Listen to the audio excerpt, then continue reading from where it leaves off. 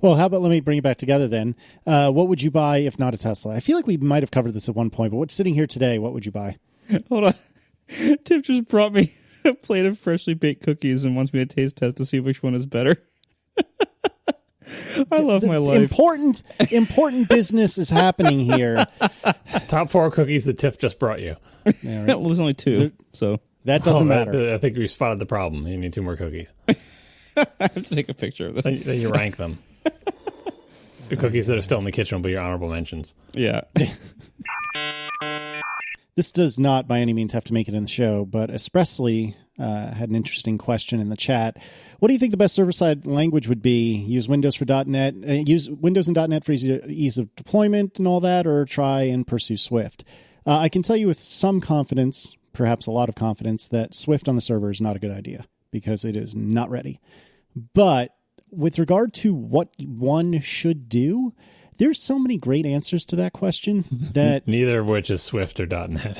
I'm not so sure .NET is not the right answer because .NET is not the right answer. No, just hold on. A couple of years ago, it was absolutely not the right answer. But now, and I'm out of the game, to be clear. Like, I haven't written any .NET code in at least a year, maybe 2 now. .NET is such not the right answer that it fired you from web development.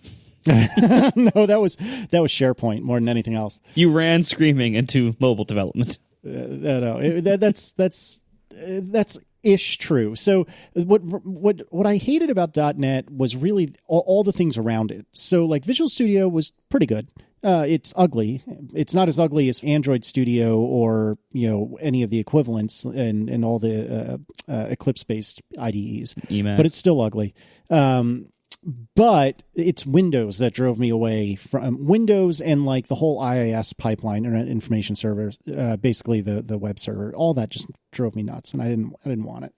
But they now have .NET Core, which is new since, or I think it was starting to be developed or was just coming out when I left this world. And .NET Core is a subset of .NET that'll run on pretty much anything.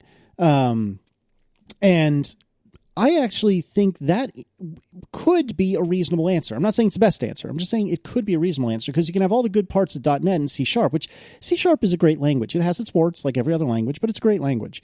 But it's the rest of the ecosystem that's garbage. And so if you can eschew the rest of the ecosystem, then you're in pretty good shape. But I mean, I think that it's really, obviously it depends on what you're trying to build and what its purpose is and what your team or know. But I mean, I could make a decent argument for PHP, maybe even an ancient-ass language from the Stone Age like Perl, depending on what you were trying to do. So there is no good answer. Well, I think doing anything on the web using Windows or any Windows adjacent technology as your back end is like the path of most resistance. Like, don't do that. Use an open technology, whether it's PHP or Ruby or Python. That's what .NET Core is. Yeah, I know, but then you're losing all the other stuff. You're losing all the stuff that you liked about. I get to use the fancy Windows IDE that knows how to do all this stuff, and IIS, like having that be your deployment target instead of like the bazillion deployment targets for all the different other languages. It's just better to go with something completely open source and much more popular on the server than anything Windows related. I don't think it's as bad as you say, but I also don't think you're wrong either. Like I think I think .NET is a more reasonable answer than you're giving it credit for, but I agree with you that the other answers you're giving are probably better answers. I mean, just look at the biggest companies out there doing things on the web. How are they doing them? What are they hosting on? What kind of languages and technology stacks are they using? And Windows stuff is still in the minority. Not as big a minority as Swift, which I assume nobody's using, probably not even Apple, but of the ones that are existing and fairly well established. Yeah, the problem with Swift in the server is that it violates a number of my best practices for server-side languages, one of which is they should be old and boring. But another one is that you should never have any risk of being the largest installation of it. And I feel like if I ran, suppose I converted all of Overcast website over to Swift, that might be the biggest Swift server-side installation. It probably isn't, but it might be. And therefore, I would run a major risk of running into bugs and limitations and scaling problems that no one else is running into, or that too few people are running into, where that could make it hard to get past them. Or it might make things become my problem that shouldn't be my problem. And that's not a recipe for happiness when you're running server-side stuff.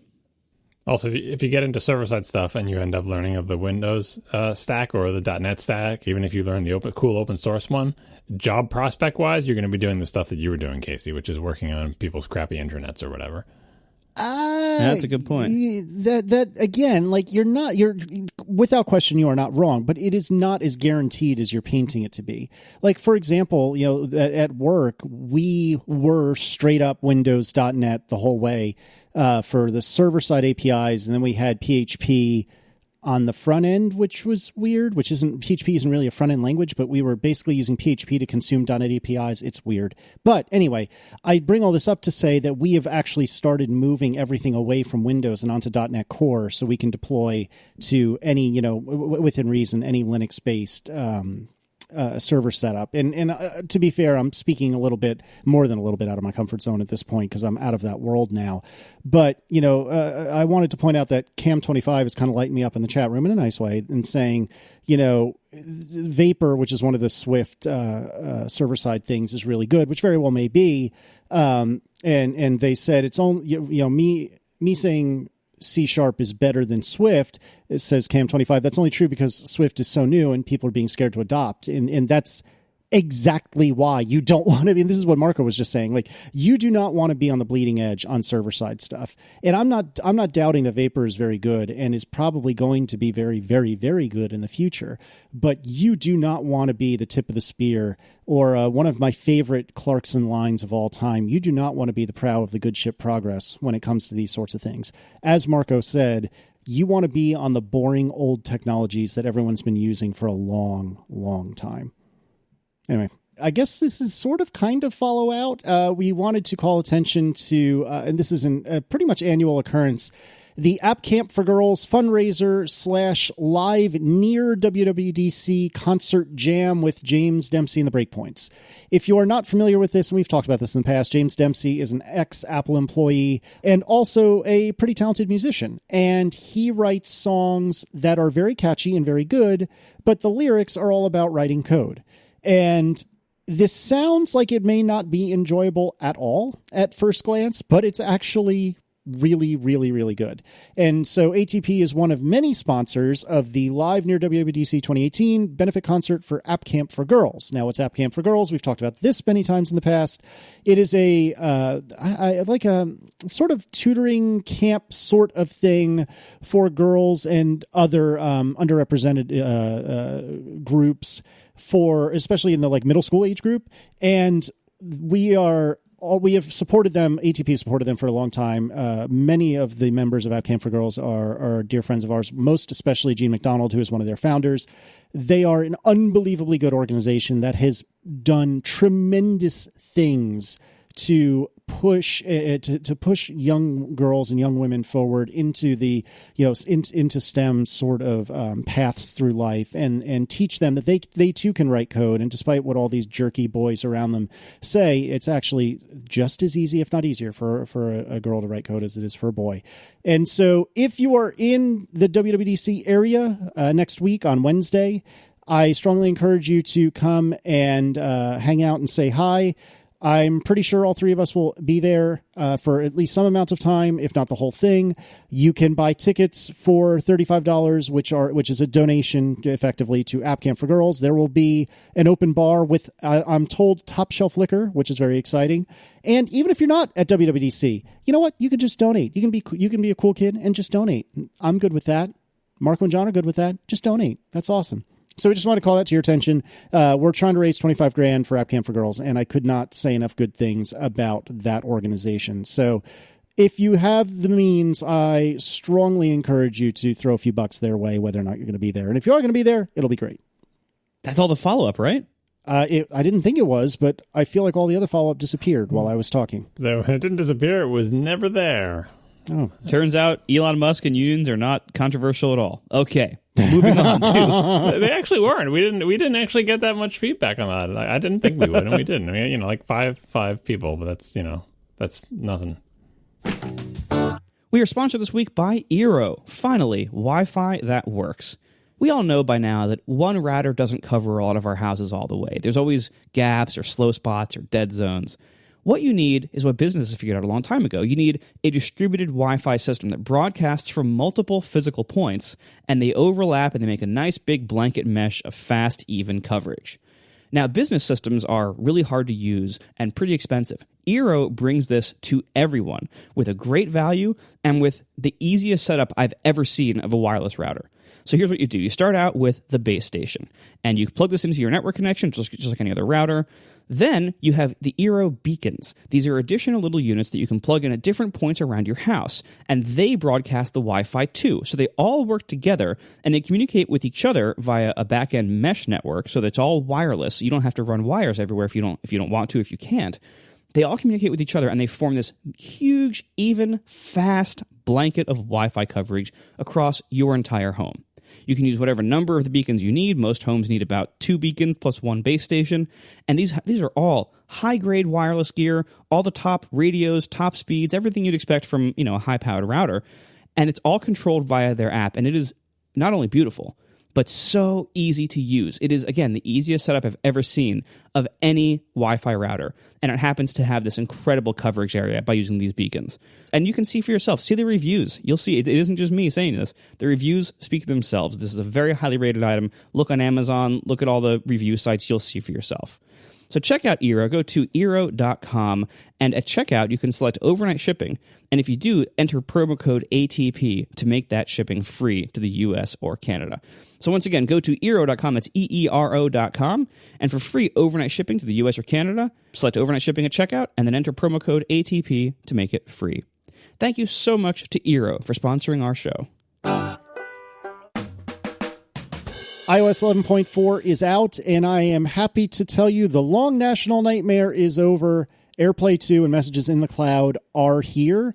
I have tried neither of these things, so I am useless. I have nothing constructive to add, really, other than to say I have seen people throwing up screenshots of their iCloud storage usage after engaging Messages in the Cloud and seeing the Messages line item at like 20 plus gigs. And as someone who does not pay for extra iCloud storage because I don't use iCloud Photo Library, and I don't back up to iCloud. Whoa. You're on the free plan?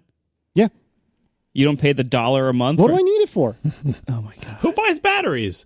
Yeah, who buys batteries? I say that every time. Yes, I am going to make that same joke every time someone doesn't pay for cloud storage. You're a power user. This makes a big difference in how your device functions. What? How? In what way? What is it? What does that buy me up until this? You do your iCloud backup, so you have a cloud backup of all your stuff. Yeah, but why would I need that when I have it on my computer? So you have it in one more place. You also do it on your computer. Yeah. Why do you need any backups? They're just copies of what you already have. That's right. It's useless. Why bother? It's so redundant. Why make another copy? What's the point? Oh my God, Casey. I mean, I've never felt like I've had the need. And I'm not saying I wouldn't get use out of it, but I've never felt like I had the need. But now this is the moment. This is the moment when I'm probably going to have the need, because I would like to do Messages in the Cloud, I think, and it is clearly going to require me to spring for some amount of iCloud storage. Or maybe I'll just play the slow and lazy procrastinators game. Hello, Marco. And maybe at WWDC next week, I will get some more free storage, and that would be lovely. Who wants to bet against that? I will. I do. I do as well. Oh man! But all kidding aside, I mean, you still won't have enough. You should just pay for it just so you can back up all your devices. Like, forget about the Messages in the Cloud thing. Just so you can back up your devices. I mean, no real argument here, but either way, I have not tried any of these things. And John, did you get a HomePod? I don't recall, because Marco and I do not have them. I do. I have a HomePod. Okay, so have you tried AirPlay 2? How would I go about doing that? What do you mean? I don't know. Asking you an honest question. I have no idea. I believe under iOS 11.4, if you AirPlay to a HomePod or I think an Apple TV, the app model or forward, that should, I think, automatically use AirPlay 2. Except if you're streaming Overcast, and which is part of the reason why I now had to go buy a fucking HomePod. Yeah, well, you really should have bought 2 of them. That's I know true, it's kind of actually. too late for this. I actually did buy 2 of them. Yeah, that's what I'm saying. Like, that's the whole point. Like, the features that it gives, multi-device audio and stereo pairing, I can't use with my single HomePod. So if I did AirPlay 2 to it, I'd be like, great, it sounds just like it did before because music is going over the air. I suppose I might notice, like, less lag in the controls, but other than that, it never even occurred to me to try it because I just have the one HomePod. Tell me you bought white ones. Please tell me you bought white ones. They happen to be white. Oh, They're my not God. white, they're like grayish. This is the best time of my life. This is fantastic. Did you play any Dave Matthews on them by chance? No, only Weezer in the long winter so far. Oh, my word. Okay, so how do they sound? It was just today. The second one I haven't hooked up yet. It was literally like tonight that I finally got to hook it up. Do they sound good, or does it sound good? It sounds good. Yeah, it doesn't sound as mind blowing as people have said. I honestly expected it to sound a little bit better than it does, but it does sound way better than the Amazon Echo, and it's, you know, for the size, it sounds good. They are certainly doing a whole lot of bass, especially at lower volumes where you're less likely to notice. I think the bass is dynamic by volume level. Bose has done this for a long time, where basically at lower volumes you use more bass than at higher volumes, and it makes the lower volumes sound better to most people, but without having the bass be too boomy and overpowering when you turn it up. I think that's what they're doing on it. Anyway, it sounds pretty good for its size, but this is nothing new. I got it because I have to finally. Basically, I was kind of gambling, like AirPlay 2 seemed like it was maybe never going to come or going to come like later this year, and so I thought I had time to move my audio engine to it. And I was going to keep doing other things until it was clear that it was going to actually happen. Well, it actually happened, so now I have to test it. And I'm going to be traveling a lot back and forth to the beach this summer, so I bought one for there and one for here. So I can actually test it, and I have a feeling it's going to be a pretty big chunk of my summer work. We should note, though, and make it plain, that these things, AirPlay 2 and Messages in the Cloud, they were both debuted or teased at WWDC 2017. They were announced, not teased. They were announced. Fair. Mm-hmm. And it is now less than a week away from the keynote that kicks off WWDC 2018, and just in the nick of time, by the skin of their teeth, they have gotten this in time. And it makes me wonder, is it that this is really and truly fully baked and it was a happy coincidence, or is this getting shipped a little sooner than they want just so they can check the before 2018 checkbox? Well, something clearly went wrong here. I hope people who have press that have access to Apple during WWDC week ask this. Not that it's, like some deep deadly secret, but I feel like if it's a year since when you announce something and when you release it, something has gone wrong and it's worth some kind of answer. Hey, what went wrong? Apple's just probably going to say, it took longer than we thought. But I feel like it is something it's a question that needs to be asked and answered. We can't just pretend like, oh, just sometimes this happens. They announce something and it doesn't come out for a year. Because then, what's the point of announcements anymore? This wasn't like a preview or a sneak peek or a thing that we might be working on. It was like, here are these things. And some things are available now, and some things will be available 2 weeks from now, and some will be available a little bit later. And a little bit later turns out to be a year. That's no good. No good. Yeah, honestly, I haven't turned the feature on yet, even though I do pay for storage, Casey, because I'm a little scared to be one of the very first people to turn this on. I think it's very telling that Apple has not enabled this for the Mac yet, and has not enabled it by default on iOS, and has kind of buried the setting. That it kind of makes me. It kind of looks like, I don't know. Maybe they're not that confident in it yet. I don't know if that's the reason. I did enable it just because one of the features I was most excited about last year, and I'm like, fine, I'll wait for a delay. Well, I'd rather have it work than not work. And it was like sort of half released in betas a couple times, then pulled back. I'm like, well, whatever, they'll get it worked out. But at this point, I'm like, look, you've had a year. This thing better work. I'm enabling it. So I enabled it. It was buried. I was thinking of why it doesn't appear to be enabled by default. It's hard to tell because, I know I did probably. Did I play with it during the betas? I don't remember. It was so long ago. It's the problem for waiting a year. But people have a surprising amount of data in their messages, right? So if they enable it by default, it would blow everybody's free 5 gigabytes, just like Casey, right? Because you may not have a lot of cloud storage, and other stuff you might have hanging around, like the photos don't count towards it or whatever, I think, right? Or I don't know. I can't keep track of what, or maybe music doesn't count towards it, but photos do. Anyway, you can check if you go into settings on your phone and then go into iCloud, and then look at go to manage storage, and then look at the messages row, and you may not think you have a lot of messages. Like, that's just text messages. How big could it possibly be? But you send video to people. People send you stupid multi-megabyte GIFs that are probably MPEG-4 if you're What lucky. do you mean but stupid? GIFs are stupid. GIFs are so incredibly massive. He said people, not you. Yeah, they're if you actually get a legit GIF, I don't even know if this is possible. Is it possible to get an actual GIF in messages, or does it like back end convert them all to MP4s like Twitter does? No. They're actual GIFs.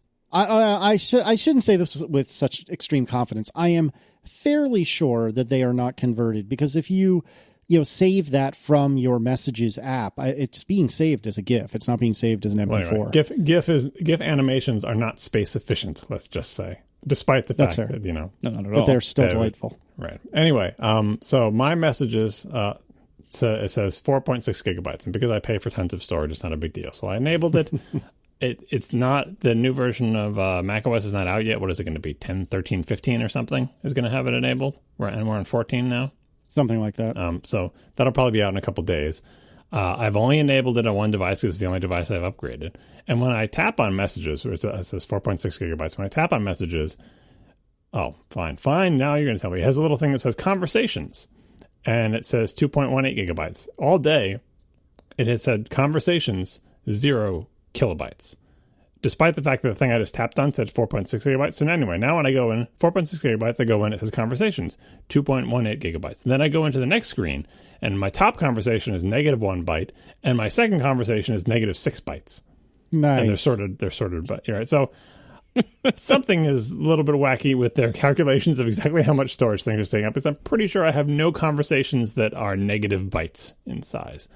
So it hasn't destroyed my messages. Everything, all my conversations on my phone, I continue to see there, but I have also not using the actual feature yet, which is, so your messages should be the same on all your devices in theory. If you go onto your Mac, it should be the same. And you go onto your iPad, it should be the same. I will try that out as I upgrade my devices. Of course, I can't upgrade my Mac, so I'll never really see it here, but I'll see it on my wife's 5K iMac. So yeah, I'm taking a bullet on this one. I'm like, look, you had a year. I really want this feature. It better work. So I enabled it. Yeah, I am not that. But leaving aside the iCloud storage issues, which are self-created, I am not bold enough to do this quite yet. And I don't think I will be until after I'm back from WWDC. Because even though I do have some issues with iMessage from time to time, like messages coming out of order and so on, I don't want to mess with any of that until I'm back from WWDC, just to make sure everything's kosher. Yeah, I think the main reason to enable this, you're like, why do I never had these bugs. Why would I enable this feature if you're saying that this feature might be itself buggy? I never have the problems that it's supposedly solving. I think it's mostly for the same reason you would have any kind of iCloud integration. You'd want some kind of iCloud integration. It's another backstop against losing stuff. So maybe there's some conversations that you have that have sentimental value, or you have tons of videos and images or whatever, and that you may be schlepping them along from device to device, but don't really have a good cloud backup of it for whatever reason, Casey. This will give you a cloud backup of all your conversations, or it will destroy your conversations. This is the deal we make with these cloud things. Like, this scary feature could just, like, everything's been fine on my phone, but in theory, if everything works well, you will now have all your conversations in more places than you used to, especially if, I think like most of us, you have some conversations that are on your phone but aren't on your iPad, or are on your Mac but aren't on your phone, but aren't, it's not the same everywhere. This, in theory, will make it the same everywhere, and will also make sure that sameness is also stored on Apple's server somewhere. That's the way it's supposed to work. That's the way I hope it works, and it'll also make your messages go in order. So I'll let you know if it destroys. I don't have any particularly sentimental iMessage conversations, given how long it was before I even got an iPhone. And if I did messages on an iPod Touch, I don't even remember. So I was using AIM. All my sentimental conversations are on AIM, or maybe some on ICQ, but I don't even remember my number anymore.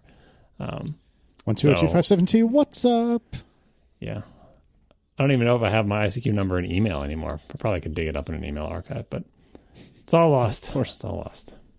All those Y Talk conversations, all gone. We are sponsored this week by Squarespace. Start building your website today at squarespace.com/ATP. And enter offer code ATP at checkout to get 10% off.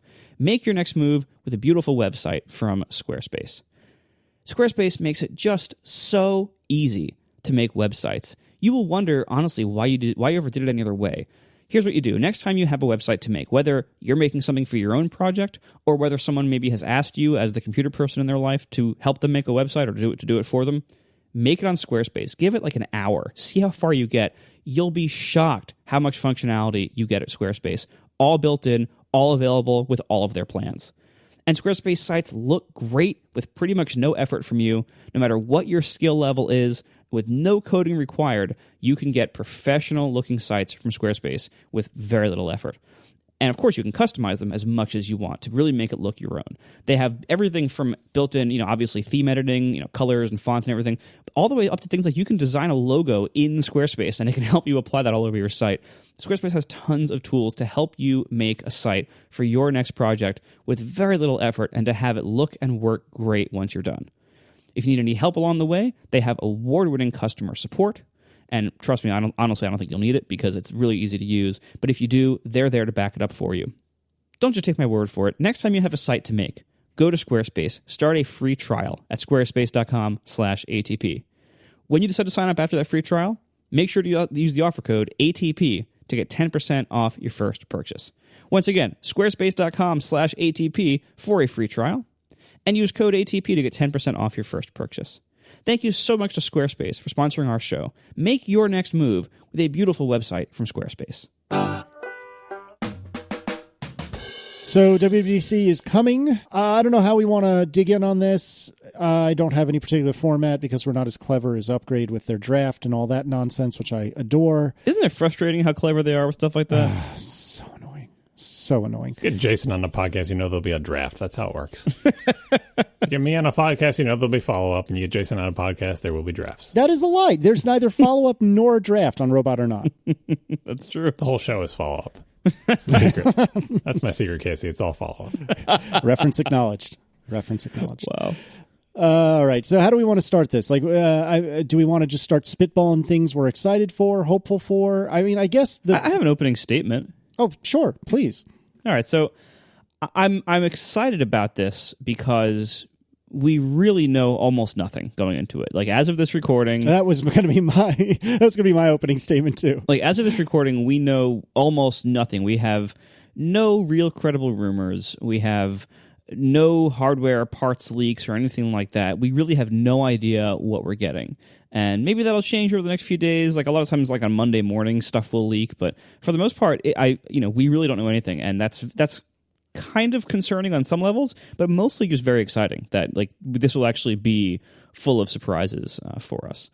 For me, the big thing I'm looking for, and like on Connected this week, they were talking about how like rather than kind of predictions, they were basically making a list of like what would make them happy. What would make me happy is when I look at Apple today, I see a company that's mostly doing pretty well, has a bunch of stuff that's mostly pretty good. There are a couple of problem areas. I think the major problem areas to me are the Mac and Siri. And it's not that they suck or are broken, but it's in the case, well, Siri kind of does, but so Siri needs a lot of help. The Mac, it's hard to tell with the Mac whether they are just neglecting it horribly or whether there is some big new direction that it will be taking that just isn't ready yet. This is always a problem when looking at Apple. And with Siri, you can kind of say the same thing maybe to some level. Like, maybe Siri is as bad as it is because they're working on a better Siri that hasn't launched yet. Who knows, right? So what I want to see this year, like all we've seen from the few little trickles of rumors and stuff that we've gotten are people saying that, oh, big stuff's in the work for the Mac with various cross-platform / new UI framework kind of things, and other people saying, no, it's not, or mostly saying it's not ready yet, and maybe it'll be ready next year. What I want to see this year is some kind of indication of this kind of major motion in the Mac and in Siri. I want to see some kind of indication that these aren't just sucking like they are sucking now forever. That Mac OS and that Siri, even if their major upgrades are coming next year, I want to see a sign of life this year that they will have major upgrades. And if their major upgrades are ready, that's even better, but it sounds like they're probably not. So I just want to see a sign of life that the lull that we're seeing in these two major problem areas right now is not because they're just being neglected forever, but because bigger stuff is coming, but it just isn't ready yet. That's what I want to see. So what would that look like? It's hard to know. It's hard to really tell. Maybe really early feature or code or API shifts that kind of suggest something that might be coming down the road. So not even like Apple announcements, but things where they don't say, but here are size classes, like that type of thing. Yeah, I mean, certainly, I would consider that kind of the bare minimum, right? And with Apple, a lot of times observing Apple is kind of like observing a black hole. You can't see the thing you're looking for, but you can try to observe effects of things around it that might indicate that it's there, right? So just something that indicates that there is a next generation of Mac OS or of UI development on the Mac or of Siri getting significantly better. Just something to indicate that this work is going on and is progressing, rather than the way it looks right now in a lot of ways is they just aren't doing any work on these things, right? And so even if we don't get any official announcements, I just want to see a sign of life that's the direction they're going in, rather than just letting these things slowly wither and die. I don't think you're going to be too happy. If we're talking about the things that, before we get to preview / prediction, we're just talking about what would you like to see? What would make you happy? I think... I don't. Well, let me just get the quick one out of the way. A Mac Pro teaser would make me happy, but I'm not holding my breath. But anyway, I'm kind of on board the train with the. I don't even remember if it was a rumor or announcement or whatever that Apple was trying to slow down, right, and pull features out of iOS 12 and move things to more of a 2-year cycle and that kind of slowdown, right, and. What would make me happy to see is that this WWDC reflects a slowdown, which means wouldn't that be bad? That means there's boring stuff, and we'd be talking about they don't have anything to announce except for boring stuff that there's nothing exciting at the show. There's no new hardware, there's no amazing new software, and even though we didn't think there was going to be anything, it's kind of disappointing. But I would take that as a sign that the slowdown philosophy is in effect and is bearing fruit. The less they have to say, the more I will expect the things they do announce to actually work and be useful. So all the new things that I think we should start off talking about are things we know they're going to announce anyway. Hopefully they're boring and they're reliable and they're predictable and they have fewer bugs than their equivalents in the past couple of years. And long-standing bugs that bother everybody end up getting fixed. That kind of a slowdown, which sounds boring, but is kind of what I would like from Apple now to to regroup, because there's lots of potentially very large things happening in 2019, including the Mac Pro, but also all the stuff with the cross-platform stuff that really is for next year, or the next big move on watchOS or whatever. I don't need that stuff this year. I don't need the big revolutions in any of these areas. Take the time to roll that out next year and have this year be a rebuilding year, where there aren't any earth-shattering announcements, but everything that is announced ships on time, works better than you would expect for the state that it's in. All the products come out of the gate when they actually get their 0.0 releases more solid than usual, and all sorts of little bugs that have been around for years and years get fixed. That would make me happy. That's a good one. It would make the press flip out, of course, but whatever. Who cares about the press? Yeah, we're not the press. If we were the press, we'd have press passes. Exactly. That's how that works. There it is. Then we could flip out. Well done. Yeah, I think the number one thing on my list is having now experienced the comparative bliss that is the Amazon Lady in a Tube. It is just ever more apparent how awful Siri is. And in fact, just this evening, I was talking to Aaron, my phone in my pocket, and I don't remember what it was I said, but all of a sudden I heard my Pocket talking, and Siri was saying something about my mother, which I wasn't really clear on, and definitely startled me. And I looked at my screen, and my screen said, "Call Mom." I don't know how Siri heard the wake word, because I didn't say anything that even vaguely sounded like a Hoy telephone. And I wasn't even talking about my mom at the time either. Now, in the defense of my phone, it was in my pocket, but that is the first time I think I've ever had that brutal a misfire with Siri. But all that said, Siri has been ever more frustrating, particularly when I go for my run. And I think I talked about this a couple of months ago, but when I go for a run in the morning, I go with just my watch and my AirPods. And I've actually I've gotten into the habit of turning Bluetooth completely off on my phone before I run. Because if I don't do that, then apparently, from what I can piece together, the watch is stretching so hard to try to be able to contact my phone so it can do all the Siri-related things that I occasionally ask it to do, like play a different album or even turn up the damn volume or whatever. But it can't quite get there via Bluetooth, so it just sits and spins and sits and spins and sits and spins. And no, it doesn't fall off to the already active cellular connection. It just sits and spins and sits and spins. And eventually it will just give up. So that actually doesn't have a lot to do with Siri, but it's just something I thought about that is driving me bananas. But actually, anyway, a related thing is on my watchOS wish list, which is that, because it tries Bluetooth as much as possible. That also means that when an app tries to transfer files or data to the watch, it will prefer Bluetooth if it's available at all, even when it's on its charger, because it doesn't want to power up the Wi-Fi radio to save power. But this means that if you're transferring a podcast over Bluetooth, it takes forever.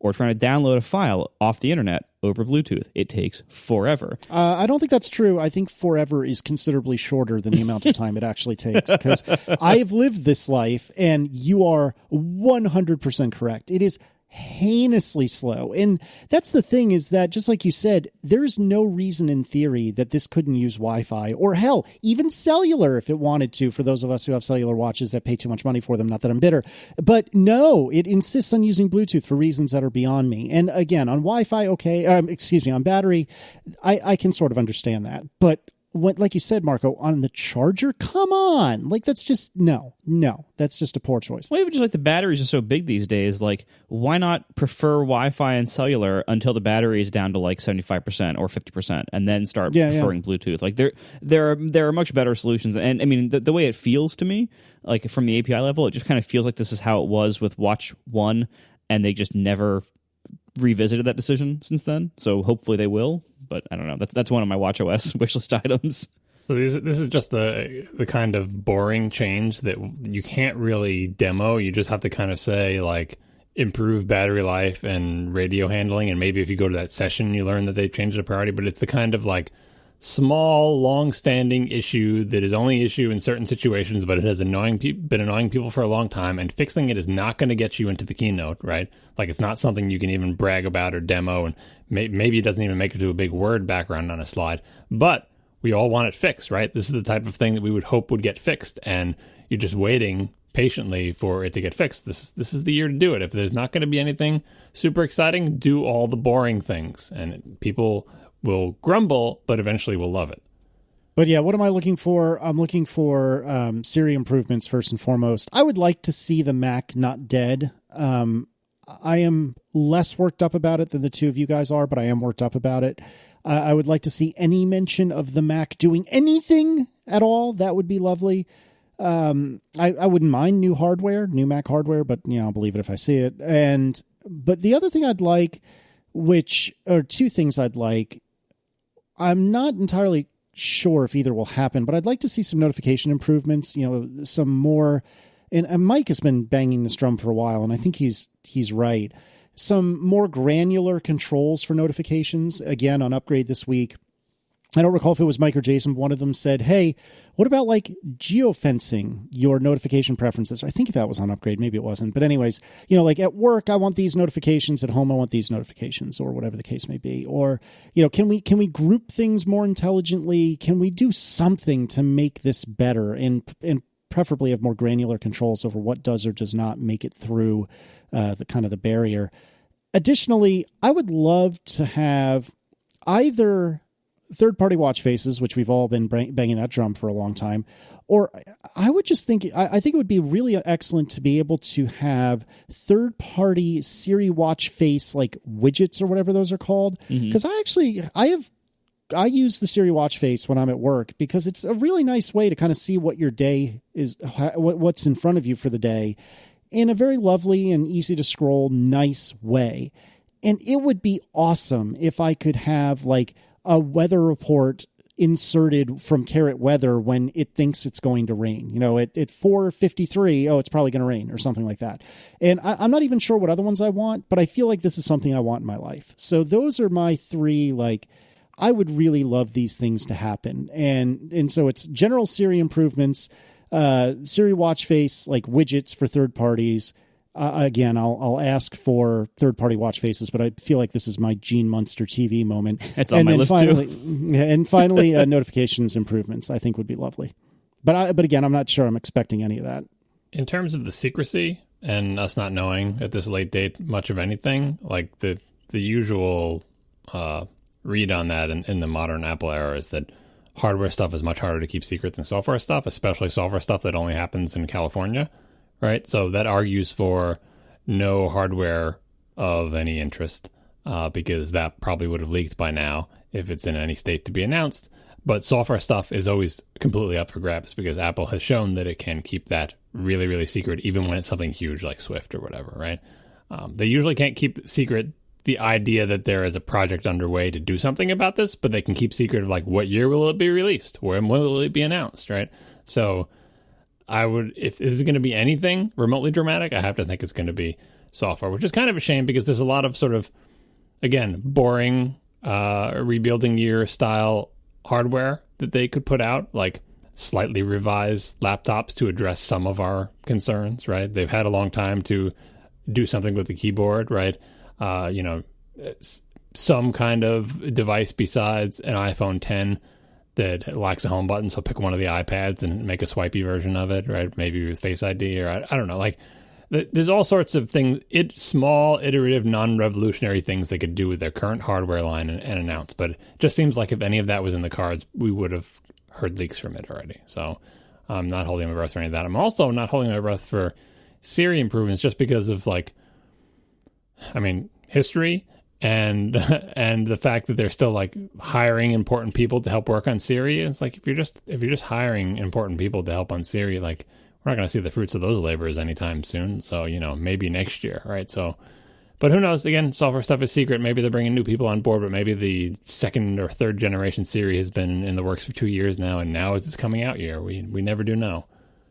Yeah, it does often seem like they just kind of woke up to the Mac having a major problem last spring and to Siri having a major problem this spring. Yeah, I hope. I really. The evidence shows that probably is the case with the Mac, but I really hope it's not true of Siri because that's their bread and butter. That's their product that they supposedly care a lot about, and it's a flagship feature. And I think it is incumbent upon everyone in leadership at Apple to own all of their competitors' devices and products so they know what everyone else is doing. Like, is it conceivable that these people had no experience with any of the other voice assistants for years and years? Like, I find that hard to believe, and it would be bad if that was the case. So I think they should have known how far behind Siri is. And maybe it's like they knew they were behind. They thought they were working to improve it, but it turns out they needed an entirely different approach. And maybe they just discovered, the spring that they need an entirely different approach. And prior to that, they had been like, we're improving it, we're trying to improve it, and just not recognizing that they're not making progress fast enough or they're barking up the wrong tree. I don't know. That's the kind of question that Apple won't answer. It's like, well, why is Siri not better? They always do improve it every year. It's just the improvements have not been keeping pace with the competitors' improvements, and that's been true for many years, and now the gap is wide. And I think the basic flaws remain. It's still unreliable, inconsistent, slow, and too cutesy. Like, those have been the problems since the beginning. And not smart enough. Like, this is like at a basic level. This is a meme on Twitter where people post, like, it's the blessing and curse of Apple that when you talk to your phone, it gives you the little transcript of what Siri thinks you said and then Siri's response. So it's perfect for screenshotting. And that is definitely a genre where someone asked some question or tried to say something to set up some kind of appointment, and Siri was unclear about something. So it said, do you mean, Thursday the 28th or Friday the 29th? And the answer was 29th. And Siri said, I'm not sure what the weather is on blah, blah, blah. I was like, what? Like, it clearly understood the 29, and it had just asked a question about 28 or 29, but could not map that 29 back to, and so you just take a screenshot of this absurd conversation. There should be fewer of those over time, not more. And it's much more damning than like audio, because you're like, well, maybe it didn't understand me or misinterpreted what I said, but it puts on the screen what it thinks you said, and it just asks you a question about the 28th or 29th.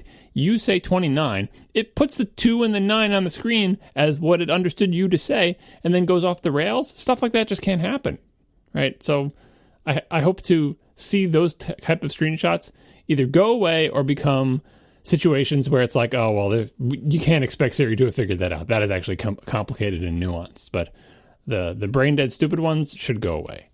Yeah, it's like, imagine, like, if you look at the incredible amount of access Siri has to us, to our devices, to our information, to our bodies. Siri has the, like, privileged access spot on the highest profile, best mobile devices. Now we have the watch with Siri. We have, of course, iPhone and iPad. We have the Mac with parts of Siri. We have the Apple TV with Siri. We have the HomePod with Siri. These could be amazing products, and this could be an amazingly useful assistant if it was not even great, but merely good. But it's not even that yet. And there's, now that we're 7 years into it, it's really concerning that it isn't better than it is yet. So that's the thing. I just want so much more from Siri, but I don't want Siri to be better than Alexa, better than Google Assistant, like better than Cortana. I don't know about Cortana. I don't need it to be better than those. I just need it to be almost as good. Even it doesn't even approach that. It's not even almost as good. It's barely in the game at all compared to the other ones. And like I need it to be where Alexa was 2 years ago. Like that's where I need Siri to be. That would be a huge upgrade from where it is now, and that's sad. Anyway, with Siri-specific requests, I do have some of those. What I really hope, of course, for Overcast, I really hope for a Siri Kit audio intent. This is something that I still don't know if it's necessarily likely. There's obviously a lot of work involved in building some kind of system for Siri to like index what is available from the music app. There are ways in Siri Kit, which I now know because I use Siri Kit in my Swift teaching walking map app. But there's so now I know like kind of how the basic intents API works, and there is a provision there for the app that's being called upon to provide vocabulary words to Siri that the user might be using. So things like names of their, notes or names of their playlists or whatever else. Like, so I could provide those for Overcast. I could say, all right, here's the podcast you subscribe to. So this is the list of things they might be saying, and try to match that and let me know what you find.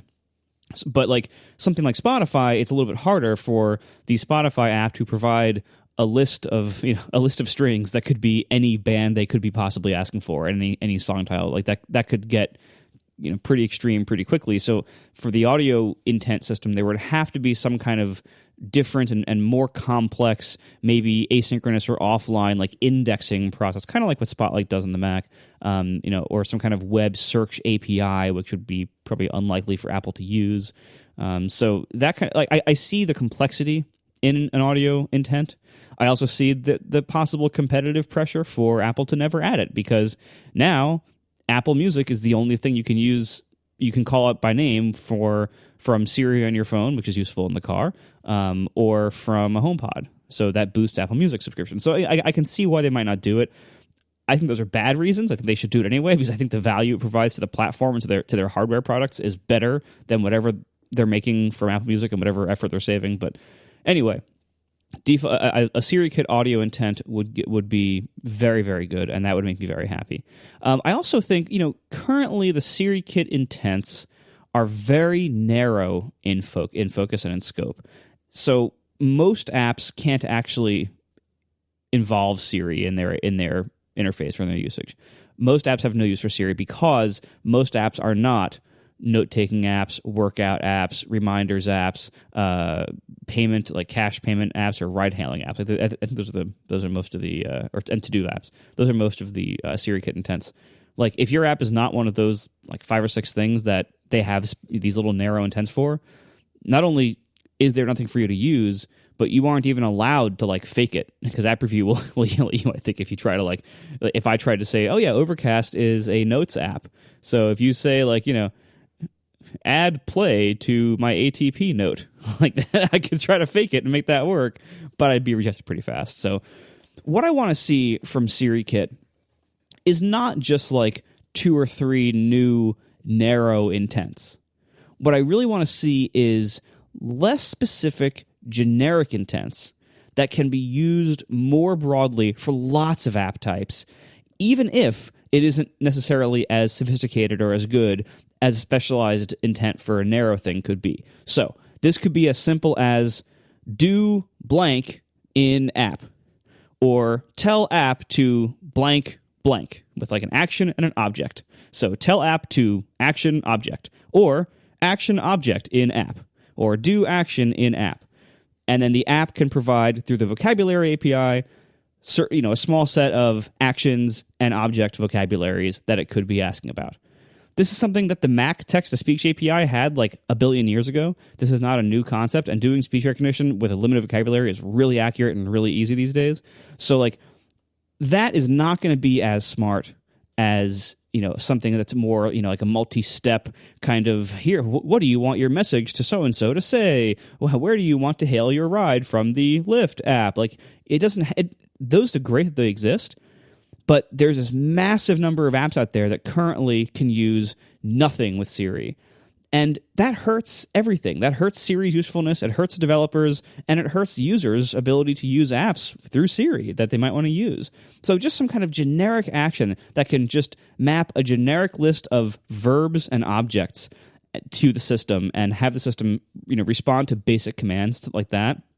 So many apps could use that, yeah, it isn't as fancy as the narrow intents, but it's better than nothing, which is currently what we have and what it seems like we're going to have for a while. And incidentally, that kind of change is exactly the kind of thing that happens year over year at WWDC. They'll announce an API, and it will be very limited, and there'll be a bunch of use cases that it doesn't cover, but the ones that it does cover, it covers well, and it has, maybe it has a novel design like this does, where instead of just the brain dead thing where you say words, we turn it into text, and we chuck the text over the wall to your application and let you handle it. This, is much more sophisticated in saying, because these intents are so specific, we can figure out what they mean, and by the time we talk to you, your app doesn't have to deal with text. We'll just tell your app what to do, and they're very, very limited, but also very, a novel take, not the most obvious thing that you would do, right? And then at that WWDC and over the course of the year, they get feedback from developers using it. Okay, I like this about it, but I can't use it in this way, or I'd like to do something like that, or there's these common use cases that don't fit, like Margaret was saying, like Spotify. I can't give you lists of my vocabulary. I have every song in the world, right? And Apple, says, okay, thanks for the feedback, blah, blah, blah. And then the next year they come out with an improved version of this API to saying, now we cover more use cases. Maybe we have a generic one to cover use cases like Spotify. Maybe there's a few classes of applications that we want to cover, not just specific intents, but these classes require a different approach, more like Marco described or whatever.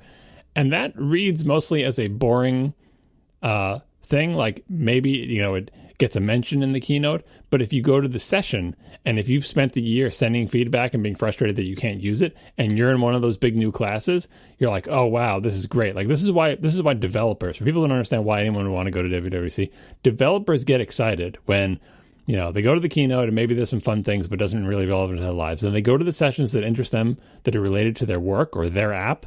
And in those sessions, they learn, oh, this is going to change everything. This new API is what I've wanted, because now all these things that I wanted to do, I don't have to write my own code for. I don't need a weird workaround, or I'm able to add features that I've always wanted to add that I couldn't before for app review reasons or whatever.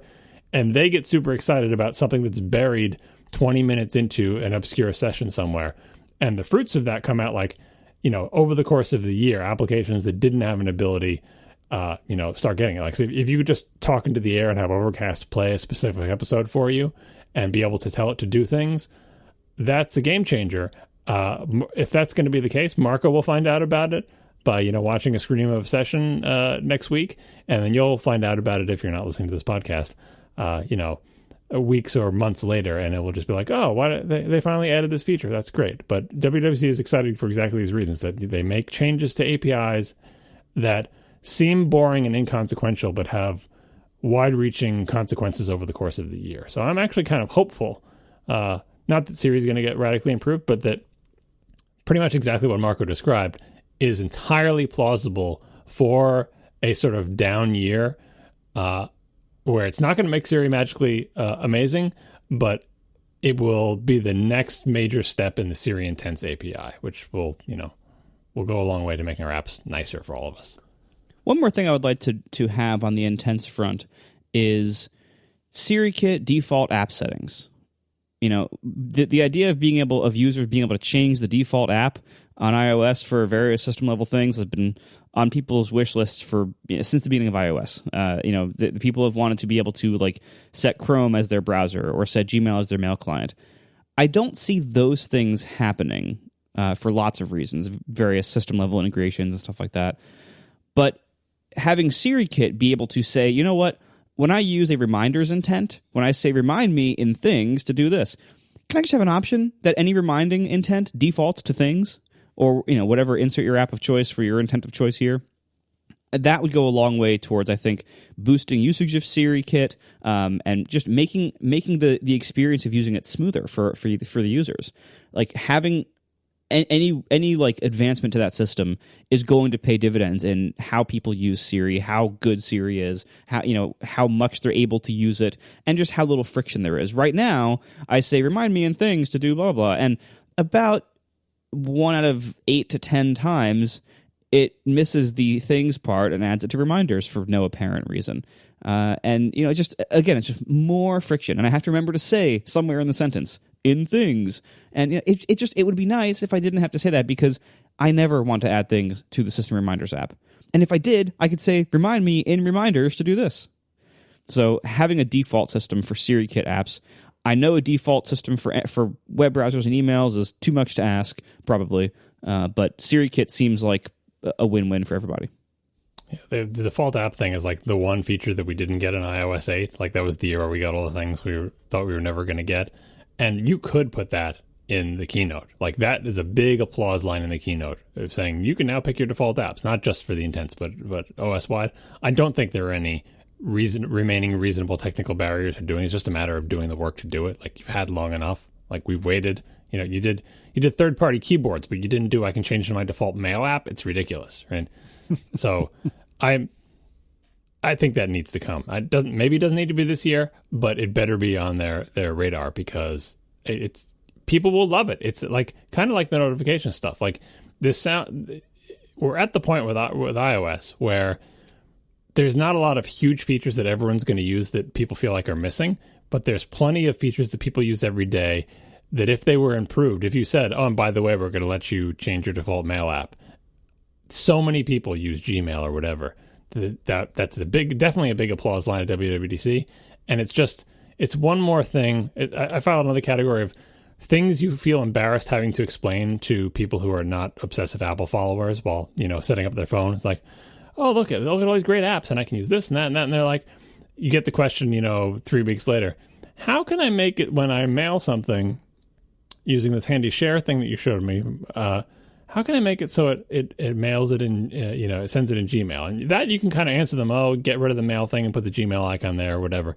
But it's like, what about when, like in your case, what about when I tell it to remind me? How can I make it remind me? It's like, then you'd have to start explaining and be like, well, you can't really do that. You have to always remember to say things. And if you have an unpronounceable reminder application, you're kind of screwed. Learn to say, what is the Todoist? Todoist? Todoist? I don't know. Todoist, right? That's an embarrassing long conversation that, maybe doesn't come up that often, but it's a type of thing where I can make excuses for iOS 1, 2, 3, 4, 5, right? But like we're up into we're up into 12 now. It's time for that to get on someone's radar. And I honestly, I think it is definitely a 1-year project, and it is a big applause line, and it'll be a big like before and after thing where we're like, I remember when you couldn't even change the default application on iOS? That was tough.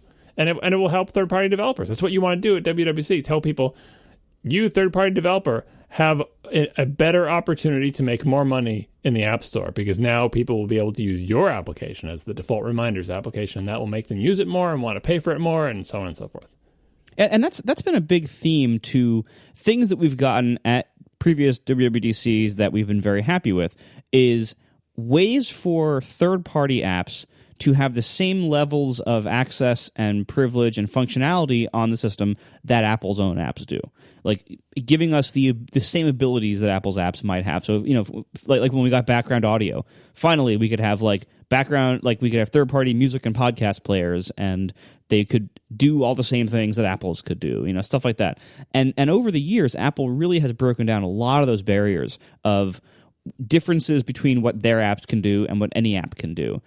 And Siri involvement here is one of those major ones and default handling of URLs is one of those major ones that is still a really big barrier that significantly hinders third-party apps that rely on these things. And so anything they can do to level that playing field a little bit is going to be way better for the apps, and therefore way better for Apple's users and Apple. I don't think default apps, being able to set a default web browser, to set a default email client, I'm hard pressed to imagine an Apple where that's third-party okay. keyboards, Casey. Third-party keyboards. I hear you. I really do. Like it was, that was the year where it was like Apple's never going to do X, and they're like, guess what? They just did all the X except for default apps. Like they've done it on Mac OS for years. It's not like there's work involved. I understand not doing it in the first, say, decade of iOS or whatever long it's been, but now is the time. People are saying, oh, there's no big features still missing from iOS. Right, but there are little ones. There are little ones, and they are missing. And most of them, you just look to the competition to see what they are, right? I mean, the enhanced notifications and the more sophisticated, speech stuff. And yes, default applications. Like it's a thing that they're going to have to do eventually. And if not this year, then maybe next year. But please not 10 years from now, because that will be too long. Like it's an embarrassing. It's kind of like a vestige of the days when Apple didn't think there would be third-party applications at all. Like the 1 year when they had no app store and they're just like, make web apps or whatever.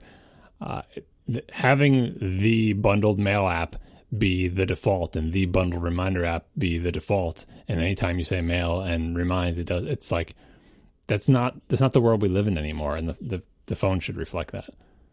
Well, it's funny you said low-hanging fruit, because I was going to say myself that the only thing that gives me pause when I say there's no freaking way they're going to do it is that we are running out of obvious low-hanging fruit for Apple to fix, which is good. I mean, that's very good. That means, iOS is getting pretty mature and pretty robust, and that's a good thing. But that is, setting default apps is a piece of theoretically low-hanging fruit. Of course, now I'm committing the ultimate programmer sin and saying, I'm sure that's easy. It's a small. How hard could it be? How hard could it be? I mean, there are complications, but you've had time to deal with the complications. You've had many, many years to say, we're not doing that this year. It's not high enough priority. There are more important things to do. It's complicated, right? All those conversations should have happened. Yes, that was the right answer then. Now the answer should be, you know what? That actually is probably the most one of the things we can do that gets the most bang for the buck about it, making it a more attractive platform for third-party developers and making users happy with it. Like that's the level we're at now with iOS, where it's like, same thing with more sophisticated, notification facilities. This is a pain point for users. We have notifications. They're good. They've been improving, but there are still a couple things that we could change to make them better for our users, and add a special Apple touch to it, right? So would do it slightly better or smarter than Android if you want to be clever with it. But our notifications are not as sophisticated, and it results in our devices annoying our users in situations that we don't want it to. So let's tackle that. Now's the time for that stuff, or next year, sometime around there. I mean, with so much of this stuff, I know this probably is not the case, but so many areas of Apple's OSs and so many of their first-party apps appear to have a staff of like one person.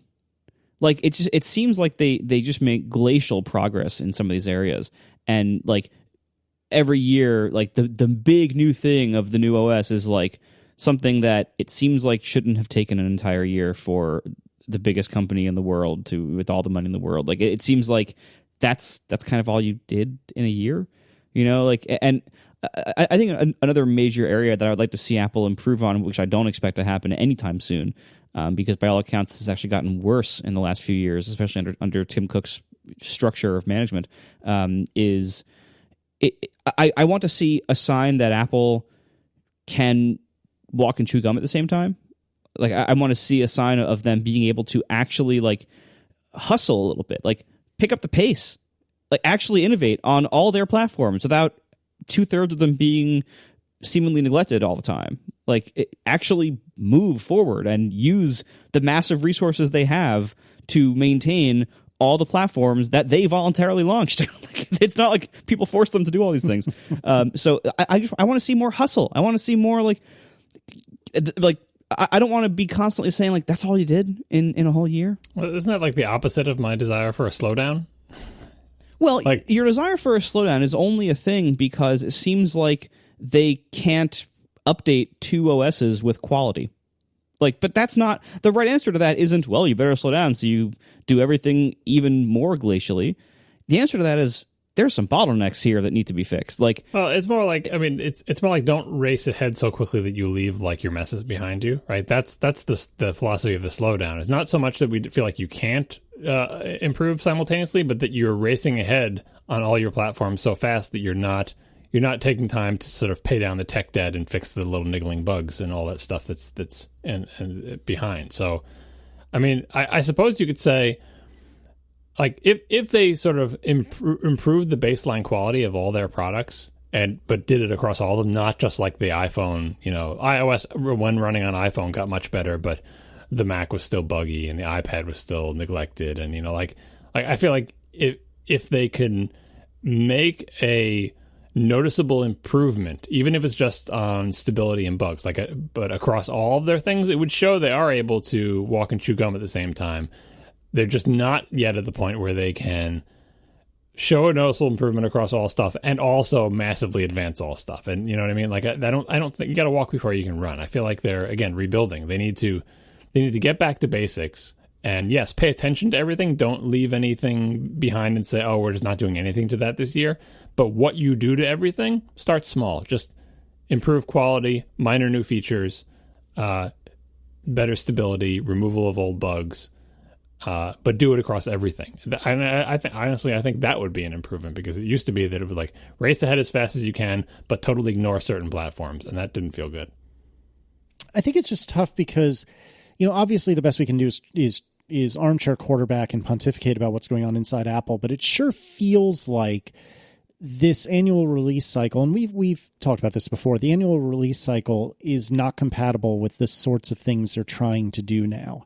And this perhaps relates to what I was saying a few minutes ago about there being not a lot of low-hanging fruit anymore. And so, you know, the things that they want to do to iOS and to macOS as well, they're big, complex things that take a long time to do. And if they're being compelled to do them in a year or less, I'm sure I'm oversimplifying some, but that may not be compatible. And so I think some sort of indication that Apple is willing to say, no, this marketing feature we were really going to hang our hats on for 2018, it's just not ready. It's just not ready. So let's wait and let's not say a thing until it is ready. And it seems like Apple used to be much better about that than they are now. And we did hear a report, one of you mentioned this earlier, report a couple of months ago that they are going to go back to doing that. And they're going to have the courage to not release things if they so desire, which I think is healthy and good. And so I think it's both things, right? Like we want them to move quickly on the things they can, which is what Marco was saying, but we also want them to have the strength of will or courage to say, you know what, this just ain't ready. It's got to wait. And I think both of those things can be true. A yearly release cycle doesn't mean things take a year to do. That just means every year you release something, right? So I feel like the slowdown, like, again, I mentioned this on past shows, like many of the projects that come out have been in the works for 3-5 years, right? They're not 1-year projects. It's just that like the rumor about them slowing down was like, let's become more aggressive and more honest with ourselves about whether something actually is ready this year, right? So that's what the rumor was. Things got booted out of iOS 12, like things that, 2 years ago, Apple would have said, we could probably squeeze that into iOS 12. There's always this, as new OSs approach, you have to decide which features makes the cut and which don't, which is why nobody inside Apple can remember when anything was released, because they've all been in the works for years and years. And you're like, oh, yeah, that's right. It didn't even make that release, even though it was almost done. We saved it for the next one, right? So the change in Apple is when we make that trade-off conversation about this has been in the works for 3 years, is it ready to go on iOS 12 or are we going to save it for 13? To change wherever like the balance point is of like go, no go, to say, actually, let's be even more conservative, because we've proven to ourselves that whatever balance we were striking before, we were being too aggressive. We would say, well, we could probably get that ready in time for WWDC. We could probably ship that in the OS. And then once you announce it, you're kind of committed. And it turns out, so that their balance was a little bit off. So it's not about projects taking a year or two versus 2 years or whatever. It's more about where you draw the line and where you cut things off. That's a fair point. And then one way to think about the slowdown thing is at the top of the notes here. I usually do this every WWDC, and I'm thinking about it in a different way for this one. The stuff we kind of know they're going to announce, like that and for years we've been right in knowing that they're going to announce these things. Like there'll be a new iOS, there'll be a new macOS, there'll be a new version of Xcode, right? Like things that just happen at every WWDC. And it's just a question of what will be in the new iOS, what will be in the new macOS, what will be in the new Xcode, what will be announced for Swift, which is much easier because it's all open, right? But I'm wondering if one thing they could do that would be dramatic would be not to have a new macOS this year, not to have a new iOS. I mean, you probably can't get away with not having a new iOS. Like I'm just wondering if the standard required suite of things that we know are at every WWDC, is there any wiggle room on that there wouldn't be one of them? What if they just did macOS 10.13.16, 0.17, 0.18? Like, what if they just continued that train, right? And added features and in point releases, but if they didn't have the burden of having a newly named, newly numbered, new major version of all of their stuff, maybe not even a new version of Xcode, maybe just an Xcode, I don't even know what the hell version Xcode is on, but just, don't change the first number or the second number, just change the third number. I don't think that's likely. I think there will be those new things, and there'll just be less and different stuff in them. But it's worth considering whether Apple is a prisoner to every year having one of those things. Even if it's just like a marketing thing, it's like, well, this is really iOS 11 point whatever, but we're just going to change the first number to 12 and add the 2 features to fix a bunch of bugs. Like, I don't see that in the cards, but I'm thinking about what the reaction would be and whether or not it would be a healthier thing to do. To Casey's point about, do you need to the pressure to cut a new major release of all of these important components and to be able to have enough marketing features to be worthy of a new name and a new number and a new section of your website? That seems like it might influence the decision about whether something is ready to fit in an OS. But it's like, well, we can't cut that. If we cut that from iOS 12, what the hell? Why did we even get to call it 12? What's different about it than an 11, except for a bunch of bug fixes and minor features? How is this even a 12? That needs to stay in, and that can lead you to the path of either shipping something before you should or promising something that doesn't arrive for a year later. Anything else with regard to software? Are we really expecting anything from macOS?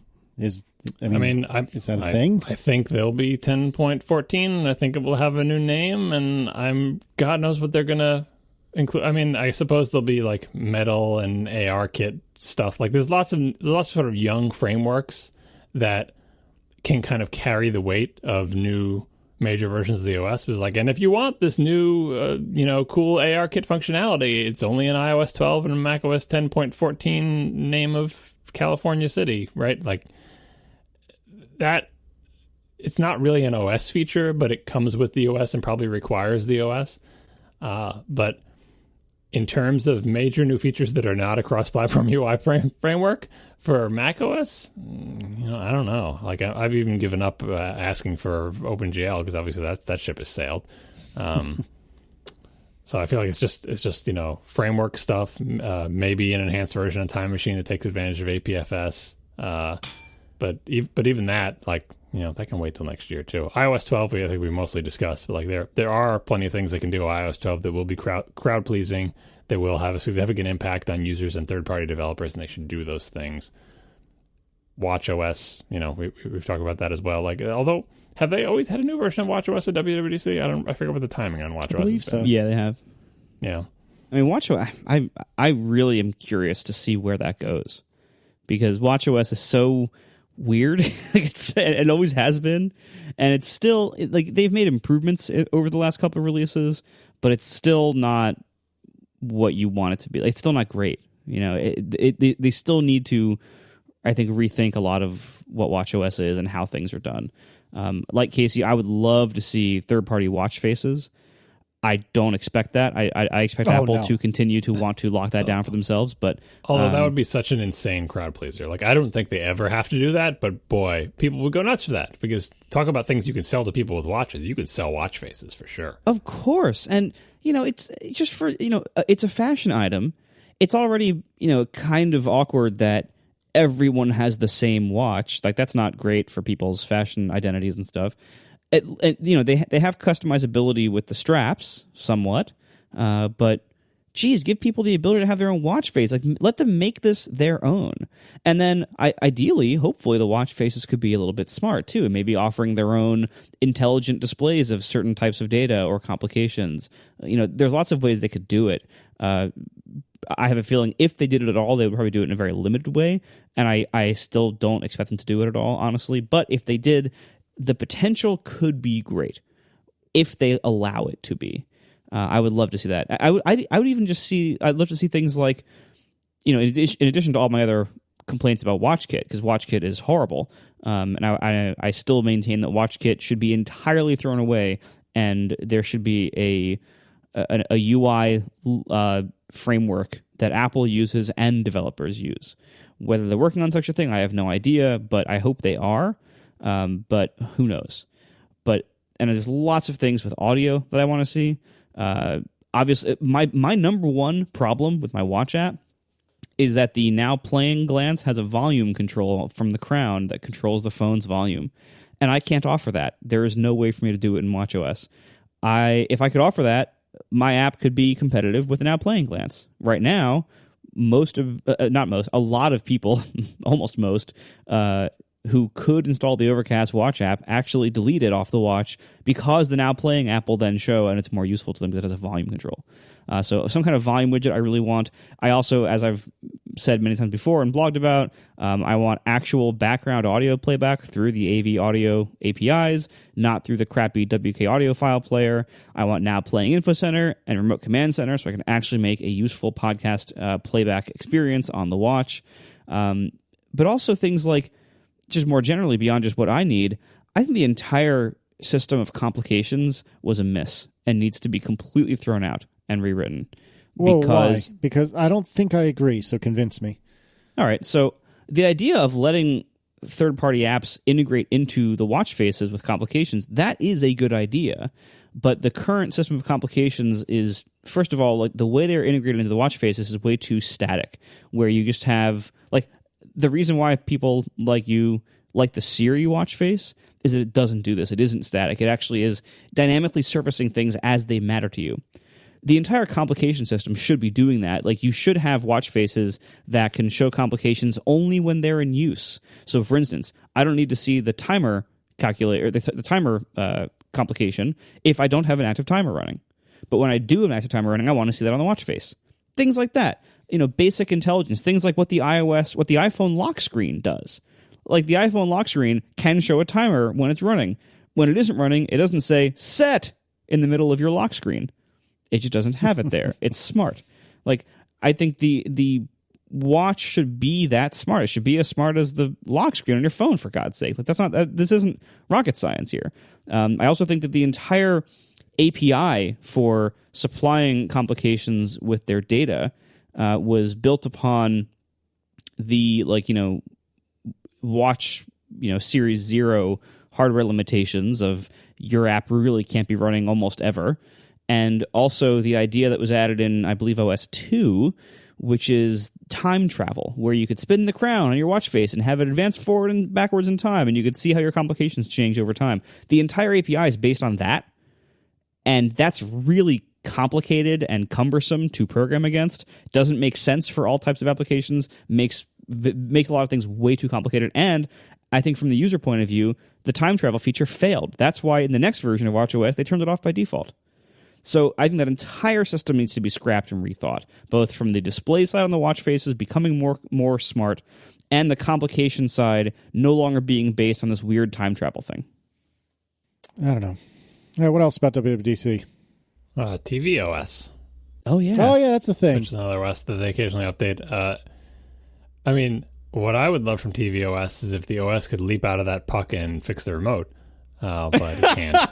I mean, like, what's wrong with tvOS now? The most pressing thing that's wrong with tvOS is not the OS anymore. It's the devices that it runs on, specifically the remote. Like, they did the frame rate matching, and I mean, I don't think their HDR support is up to snuff yet. I don't have an HDR TV, but I think that is an area of improvement. But the frame rate matching and the improvements to the playback APIs and everything, like, so that the third-party applications can take advantage of it. Like, those were like the last major features to make the Apple TV a viable video device. The OS, as far as, you know, it goes and running the apps and everything, I mean, it's all right. The performance is all right. The apps are okay. The single sign-on stuff, they're doing what they can, but it's kind of like it's more of a third-party dependency thing. That, you know, they can improve that a little bit, but like things that I want from the OS that it doesn't do, there's not a lot of the obvious stuff left. They really have to get now into the refinement and performance and new APIs and allowing easier third-party integration to a unified experience. Like kind of like watchOS, they really do need to rethink the entire TV OS interface. But the one they have is passable. Like, mostly people don't want to spend time hanging out there. They don't want to go into the TV app, the little vestige of their attempted skinny bundle deal. And at some point in our future, presumably not this year, the Apple Video service is coming with all their new TV shows and movies and other stuff that Apple is paying billions of dollars for. Like that's coming, and that's the time to like totally revamp Apple TV and take your next shot at a grid of rectangular things on your screen or whatever their interface is going to be. But for now, I'd be content to just do minor refinements, and really what I want is a new remote, but I don't see that happening at WWDC. So tvOS, probably interesting if you're a third-party application vendor, like, oh, now I can get my things to show up in the TV app, whereas previously they wouldn't. That might be kind of interesting for people who use the TV app, but I feel like that OS is in a holding pattern, awaiting Apple's video service and awaiting, as far as I'm concerned, a new hardware with new remote. That reminds me, to kind of bring it back to iOS, are we going to see any noticeable Springboard changes this year? And when I say that, I mean in terms of like the way the home screen looks. Do you think we'll get maybe widgets, which I'm not so convinced are really that useful, but a lot of people seem to want them? Or will we get widgets? Will we get, I don't know, something other than a grid of round recs? Do you think there's anything different there? No, that got booted out of iOS 12. Wasn't that the rumor? That was one of the headlining features they said was planned for iOS 12, but nope. So I'm going to say no, don't expect that. Yeah, I wouldn't expect that either. I mean, the only real rumors we've heard are there's these cross-platform type things. There's the Marzipan thing where allegedly iOS apps or iPad apps will be able to run on the Mac in some way, in some form. And then there's the thing that Gruber wrote about, the declarative UI framework, which Mark Gurman says is codenamed Amber or Ultraviolet, that is apparently like a new kind of like React kind of UI framework that will go across platforms, I think. Is it like React or RX? What are those? Which one of those is? I'm not sure, to be honest with you. I've heard descriptions that would make me think either. So I've heard descriptions that you don't have to like rerun the app in order to see UI changes, which is React. I've heard that it's responding to it's functionally reactive, which is kind of React, and also definitely RX Swift. So I'm really honestly not sure. Well, anyway, it's like if that sounds like two different things. Mark Gurman thinks it's two different things. Either of those would be awesome to get this year. It doesn't sound like we're getting either of them based on the little bit of rumors we've heard. But ultimately, I think if either of those things are coming, that might coincide well with a UI overhaul on iOS, which we've been talking about for a couple of years now, that it seems like it's due for one. Things like maybe a system-wide dark mode for OLED screens, maybe rethinking some of the system UI conventions and widgets in light of no longer being able to reach the top of screens very often, and in light of just the iOS 7 look being really dated, and there being lots of different, various iOS design directions that like Apple's own apps have gone in. Like, look at something like Maps that has a whole new design vocabulary. For something like Apple Music, that has a different new design vocabulary. Like, it seems like a system redesign is overdue at this point, but that's a really big job. So if they're truly taking this as like a bug fixing year, and if these cross-platform things aren't ready yet, but might be ready by next year, it would seem likely that most of the stuff is probably going to all hit together next year. I forgot about dark mode for macOS. Remember we talked about the WebKit thing with the dark mode, the expansion. Oh, yeah. That's a cosmetic things are always good if you want to justify a new OS with a new version. Hey, look, the screen looks totally different. You can look at these screenshots. Like, so an expansion of the dark dock and menu bar to more darkness. That is an opt-in for developers with the exact same problems that we saw with the dark menu bar, where people's menu bar icons weren't showing up because they didn't correctly handle the dark thing and they're drawing black on black.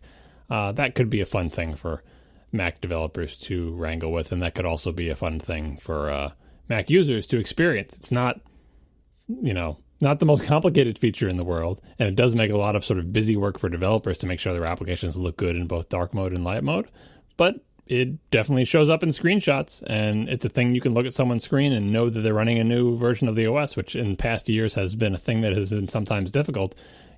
Glance at someone's screen. Is that Sierra? High Sierra? Which one is that? It's really hard to tell sometimes.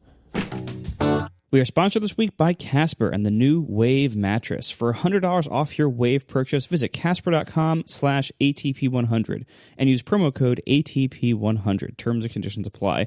The Wave is the most innovative mattress from the sleep experts at Casper. It's the first mattress of its kind to relieve pressure at 36 different points, so you can feel relaxed in ways you never thought possible.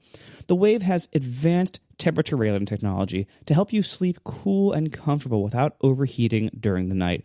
The Wave also has 5 layers of superior foam, including a cushioning top layer for maximum comfort. It is the biggest breakthrough in sleep technology for exceptional comfort and deep restorative sleep.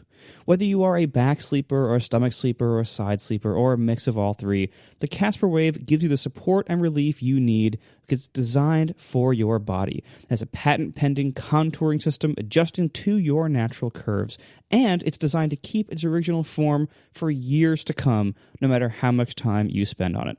All of this is an incredibly high-value offering. Experience Casper's most innovative mattress in your home for 100 nights risk-free and delivered to you in a small box. And all Wave purchases come with in-home white glove delivery and setup for free. I've been sleeping on a Casper Wave now for a few months, and I can say, honestly, it's fantastic. If you have the means, I highly recommend it. It is really, really great, and I have nothing but good things to say about it. So for $100 off your Wave purchase, visit casper.com/ATP100 and use promo code ATP100. That's casper.com/ATP100, promo code ATP100. Terms and conditions apply. Thank you so much to Casper and the new Wave mattress for supporting me while I sleep and supporting this show. All right, so I have a problem. Last summer at the beach, I brought with me my wonderfully hated 2017 15-inch MacBook Pro because I had to work full-time there for like a month.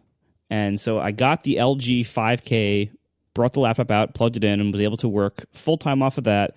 It had close performance to my 2014 iMac at the time. So it was like, all right, this is good enough for summertime. Okay. There were a lot of downsides to it, ultimately. Having the all USB-C lifestyle, even when you have 4 ports, was still kind of annoying. Certain things were, like certain peripherals were not reliable, or were only reliable when put into a real port, not the hub on the back of the monitor or things like that. But, ultimately I got by.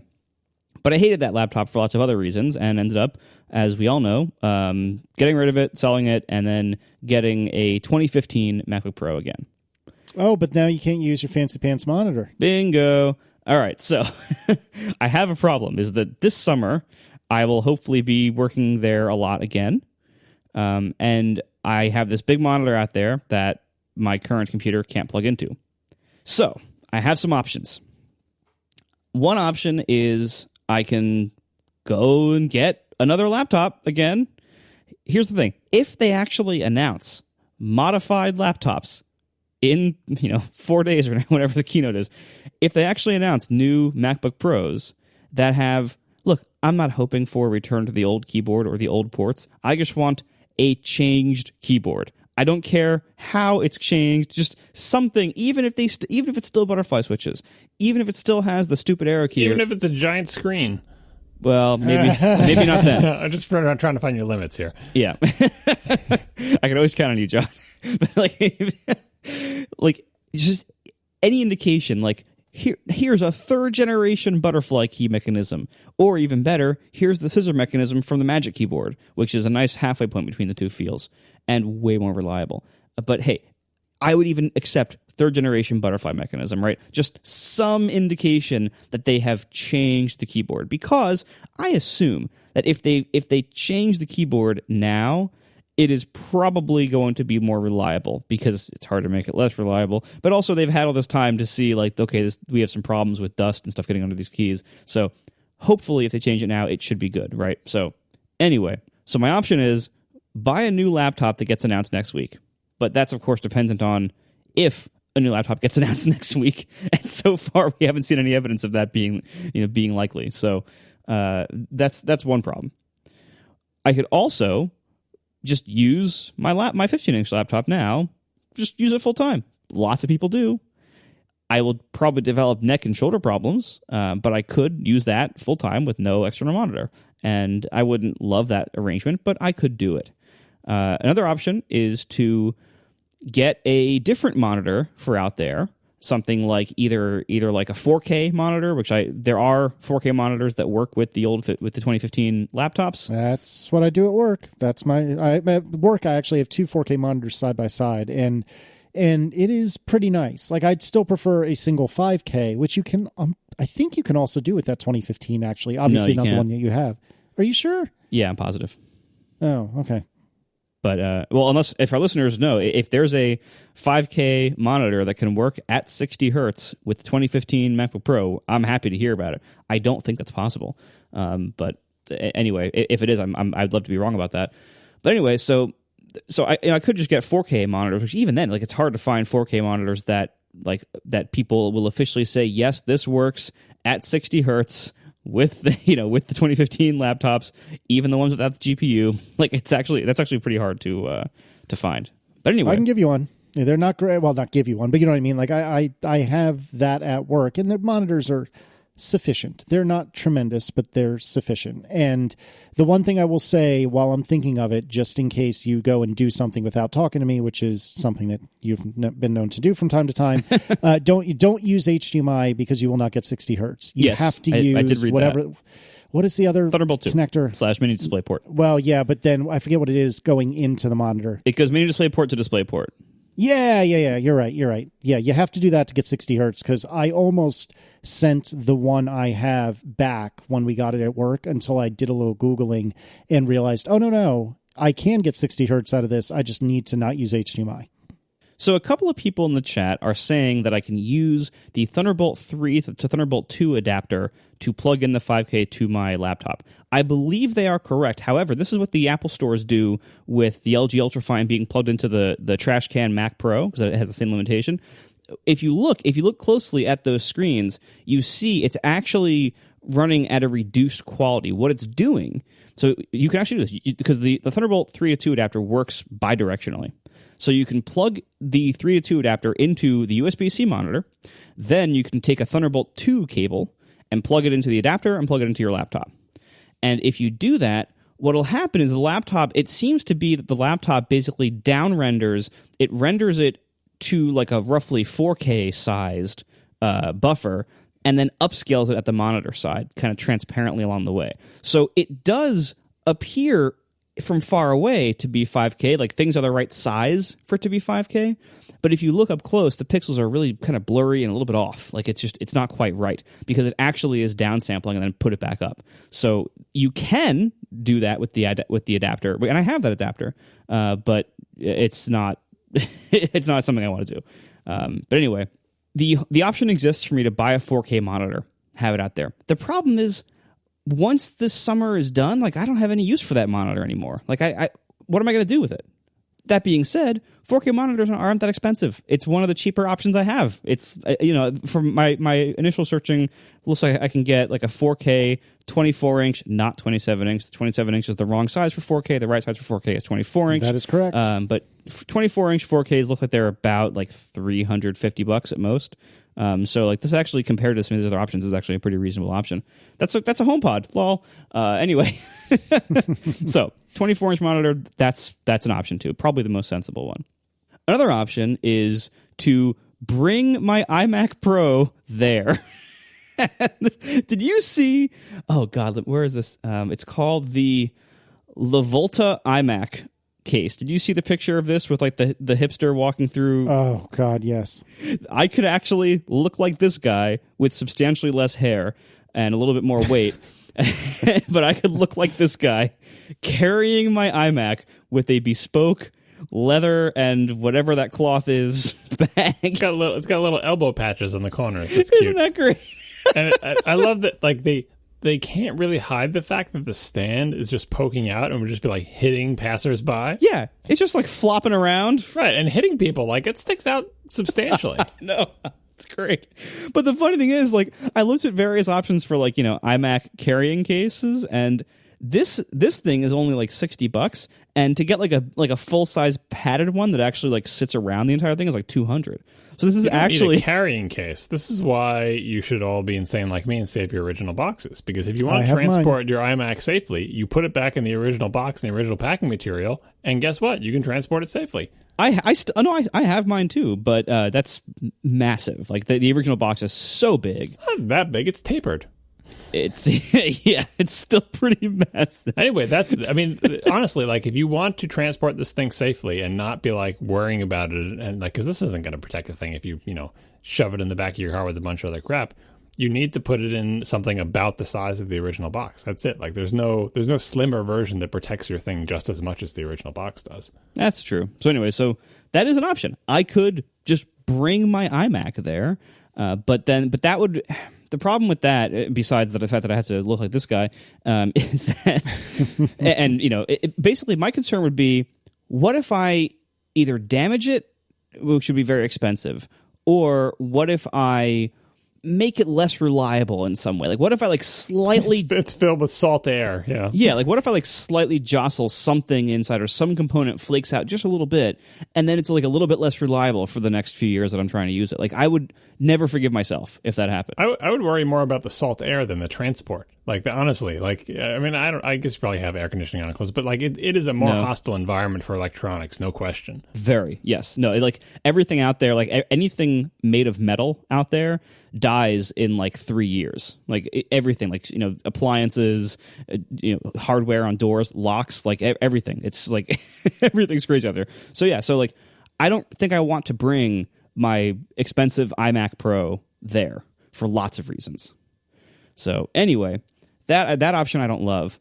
Another option would be to like get like a cheap used iMac, or like maybe like upgrade Tiff now and bring her old one there. Like there are things I could do, but then it's like, but I don't want a computer to be sitting there all year when I'm not using it. Like the whole rest of the year, there's no reason for it to be there. Just sell it at the end of the summer, as is your way. But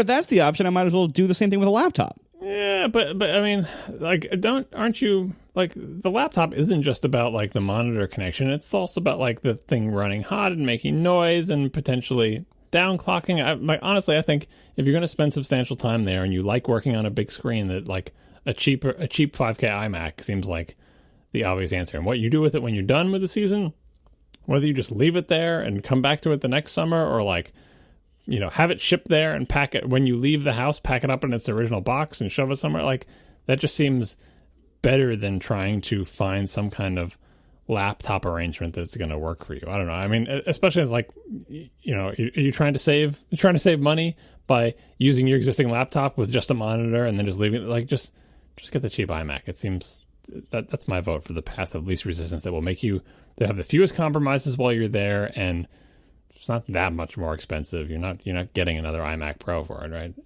If I didn't already have the 5K monitor out there, I think that seems like a better option. But because I already have it out there, like it seems like, well, what else? Like I don't have any use for that monitor here. You're gonna go out there and you're gonna sell it. That's what you're gonna do. I don't know. I'm mostly just kind of annoyed. Like if I have to end up buying for this purpose another one of the new laptops that I hate. Like, imagine like if Casey had to buy another BMW right now. Like, cuts deep, right? Cuts deep. Yeah, you really don't want to, right? Like, even if that might be the most sensible option for what your stated priorities and needs are, you still don't want to do it, right? Like, that's kind of how I feel about, like, ideally, I think the actual option I should take is probably to do exactly what I did last summer, which is buy the highest end 15-inch I can get, use it for the summer, and then sell it, or hopefully use it as my main one if I can tolerate it. That's what I should do, but I just can't bear to do that. Like, this is why I hope they get updated. But wouldn't you rather be using an iMac? Like, you don't need the portability aspect of it, right? Wouldn't you rather be using an iMac all summer and sell that at the end than use a weird laptop Hydra arrangement? I suppose I would, but I'm still like, the needs of my life are, I do need a laptop on a semi-frequent basis. So like I do need to maintain a laptop. It doesn't need to be the highest end laptop in the world, but I do need a laptop. So if I'm going to have a laptop anyway, then I might as well have a laptop that can also serve this role, because it's just a way more efficient allocation of computing resources and like number of systems to maintain and everything than trying to have a desktop out there and a desktop at home and my laptop. Like that's getting a little bit crazy. We'll get to that actually in the askatp, but I don't want like I don't think I want a whole additional Mac. I don't need 3. You've got a whole additional refrigerator and a whole additional washing machine. You've got a whole additional house. This is the problem. I found the root problem. There's actually 2 refrigerators in it. It came with 2. One of them was apparently used for fish, and so we don't use that. So there's a second fridge in the living room. The fish fridge. It's really high class. Yes, and we just like leave it closed all the time because we made the mistake of opening it a couple times and trying to clean it. And believe me, this cannot be cleaned. We have tried. We also tried giving it away. Surprise! Nobody no one wants it. The fish fridge. Yeah. So anyway, why don't you just put it outside and then come back next year and it'll just be slowly crumbling into rusty metal shards. That's not a bad idea. Yeah. Take advantage of the corrosion. Mm-hmm. Anyway, so that's my beach computer problem. This is admittedly like massive first world problem, white wine, etc. But I do think it's interesting to consider, and hopefully next week these concerns will become moot as they release the laptop of my dreams. But I'm not sure how likely that is. I don't know. I think if it were me, I would just get a 4K monitor, and you won't like it, but it'll be sufficient. And I looked up how much the one I have at work is, and it's $250. And I'm pretty cheap, and even if were I in this situation, I would just plunk down $250 and call it a day. Or you could have iCloud storage for like 20 years. Anyway, Ask ATP. Yay! CW Bennett writes, what would be the best strategy to accidentally bump into you guys at WWDC? I kept my eyes open for you last year, but had no luck. If you're looking for Marco, go to Southern Policy. If you're looking for John if you're looking for me... Social Policy. Sorry. Or if it's evening, the beer and sausage place down the street. If you're looking for John, look in the sessions. And if you're looking for me, basically in between Social Policy and the sessions. Or possibly right. Layers, actually, because I'll be boinging through Layers as well. I'm going to just be like a Tasmanian devil. But any of those 3 places are, well, I guess 4 if you include the beer place. That's the best bet for the 3 of us, I reckon. And I will also reiterate, as we do every year, if you happen to see one of us in the streets, in a session, in Social Policy, wherever the case may be, do please feel free to say hi. We may or may not be able to talk for more than a moment, especially if we're running between sessions or something like that. So please don't take offense if we're quick, but please say hi.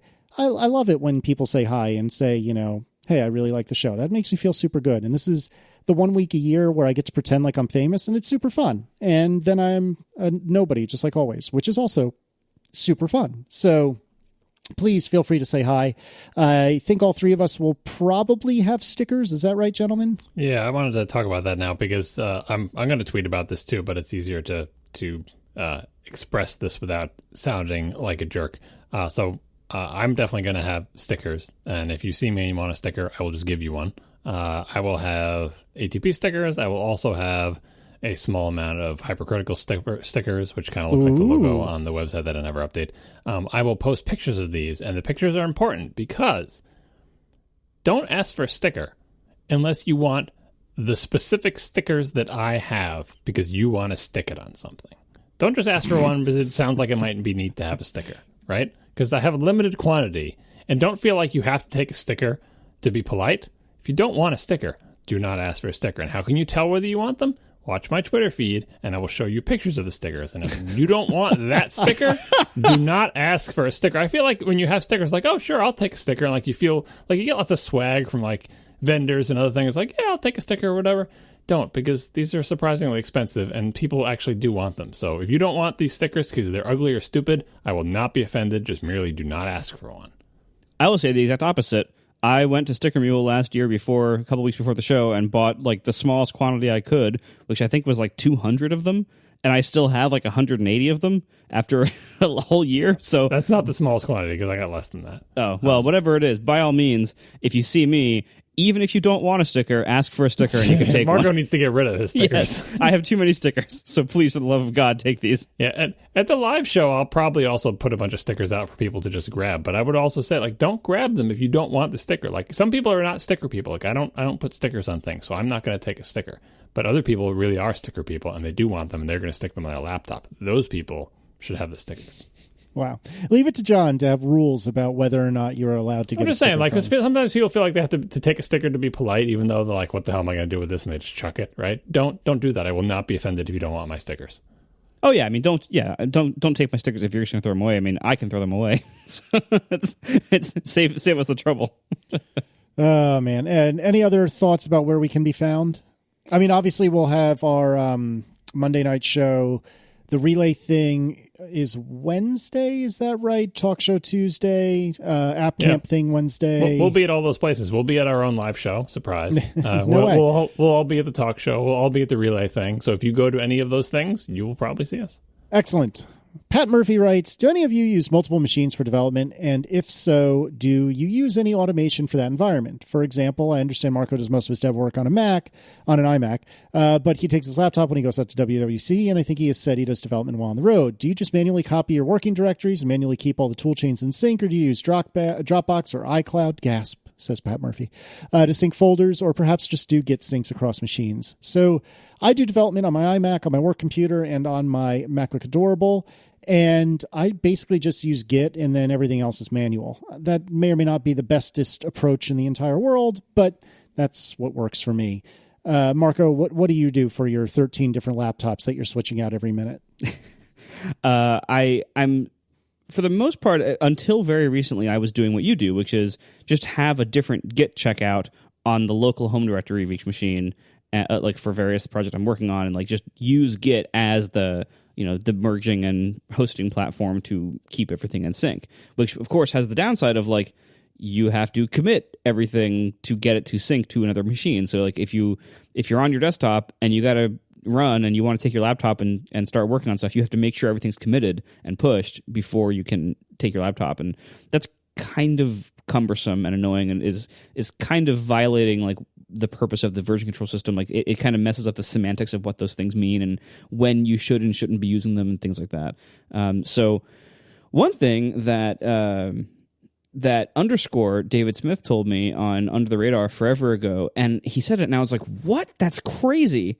He said he actually keeps his Git checkouts in Dropbox. And so he can just pick up his laptop or whatever and just start working on the same checkout he was working on his desktop, and it just syncs because it's Dropbox. And, still using Git for its version control, but using Dropbox as the, sync mechanism between his own machines. And I thought that was the craziest sounding thing in the world. Why did you think that was crazy?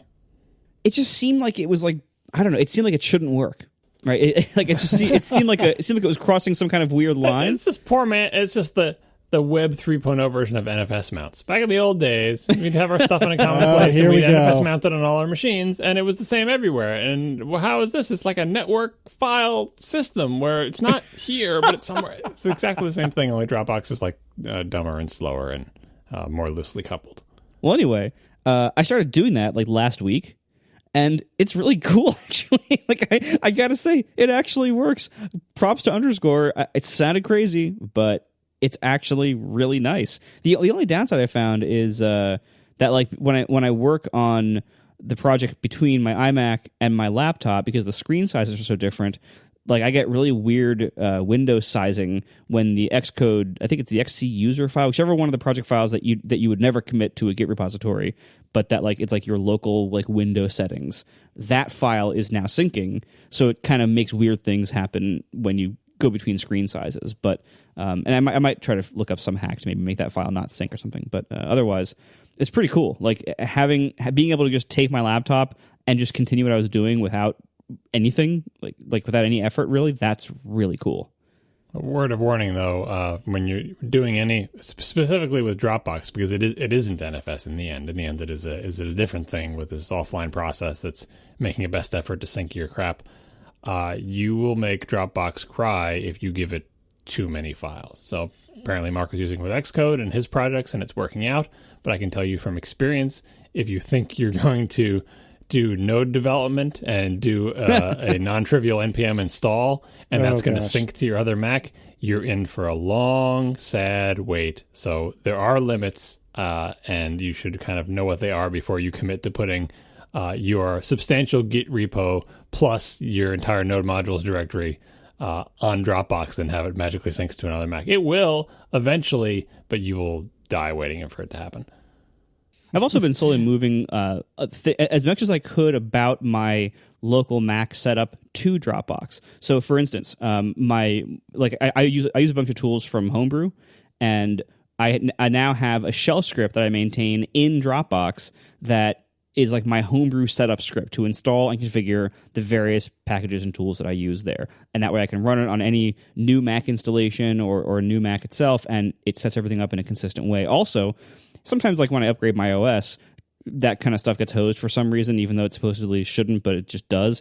And so it's also really nice to be able to uninstall Homebrew on a Mac where it's not quite working right and just run that script and have a whole thing set up perfectly clean again. That's really nice. Similarly, I also now put things like the Nginx configuration, where you have Nginx include the list of sites, and you have a bunch of files each with one site configuration in them. That sites directory is now in Dropbox for me. So when I have local development, where I my local development for Overcast versus any other little CMS things I might be working on, I can have all those things be synced up.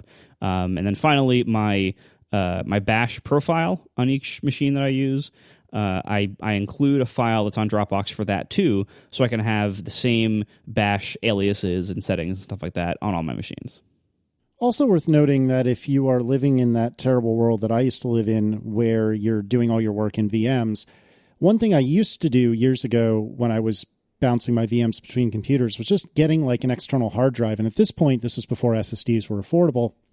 But just get an external hard drive, preferably an SSD, and leave your VMs on there and just plug it into whatever computer you happen to be working with. Obviously, there's fragility there because if you jostle that connection even the littlest bit and it falls down, then you're going to have a real world of hurt. But by and large, if your computers are reasonably stationary when you're actively using them, that ends up working out really well too. Thanks to our sponsors this week, Casper, Squarespace, and Eero. And we'll talk to you next week. Now the show is over. They didn't even mean to begin, 'cause it was accidental. Oh, it was accidental. John didn't do any research. Marco and Casey wouldn't let him, 'cause it was accidental. Oh, it was accidental. And you can find the show notes at atp.fm. And if you're into Twitter, you can follow them at CASEYLISS. So that's Casey Liss, MARCOARMENT, Marco Arment, SIRAC, USA Syracuse. It's accidental. They didn't mean to. Accidental. Tech podcast so long. So Casey, how's your car doing? So Where is your car right now? my car has been at BMW since Thursday, maybe Wednesday. I forget exactly what day I dropped it off. It went in for a litany of problems. I think it went in the day after we recorded, so Thursday. It doesn't really matter. It went in for a hum at about 75 indicated miles an hour, which is actually about 70 miles an hour. It went in for a slow tire leak. It went in for AC fans not working. It went in for brake fluid flush, which is a maintenance item. And it went in for the brakes squealing like hell when I took off. So I got the call Friday that the damage is $5,000. The car, last I looked several months ago, is worth $10,000 or thereabouts. So, as it turns out, the brakes are the brake shoes within the drum brake that is the emergency brake that lives within the disc brakes. So for a long time, it's not the case anymore, but for a long time, four-wheel disc cars actually had little tiny drum brakes kind of within the disc brakes as the emergency brake. Now, most of these are electronic, and they'll actually, I believe the caliper just squeezes the brake disc, and you can hear that whirring on Aaron's car. When you hit the emergency brake, you hear bzzz as it's, grabbing the disc. But anyway, for me, the brake shoes... Are you e-braking on Aaron's car, like drifting it around the neighborhood? No. What time do you have occasion to engage the parking brake while the wheels are spinning? Please tell me. No. It's not when the wheels are spinning. I'm saying you can hear the parking brake engage. When you stop the car and engage the parking brake, you hear the electric motor go bzzz. Oh, I thought you meant that you heard the wheel spinning underneath the gripping calipers as you engage the parking brake at 30 miles an hour going around a right-hand turn. No, not at all. So the brake shoes needed to get replaced, and I was told, and I'm quoting, that's not a normal failure item, which made me laugh more than I can tell you, to which my immediate response was, that is everything in this car. Everything in this car has been not a normal failure. Well, I was saying, it sounds like they have a list of items in your car that they expect to fail. So you should ask to see that list. Fair. But actually, the reason this is relevant is because they said they needed to wait for those to come in because they don't even keep them in stock because they never break. Anyway, so they needed to repair that. I told them to go ahead and do that. The blower issue was apparently a warranty. I think it was a warranty fix. I haven't picked up the car yet, but it is ready.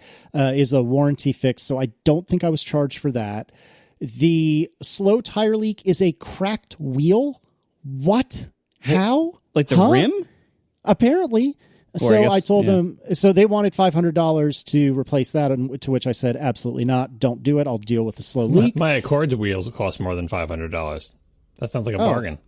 Oh, I didn't know that. That makes me feel slightly better, but I still don't want them to do it. The brake fluid, whatever. That's normal wear and tear. And then finally, the hum at 75 miles an hour indicated is apparently my front differential, which is shot.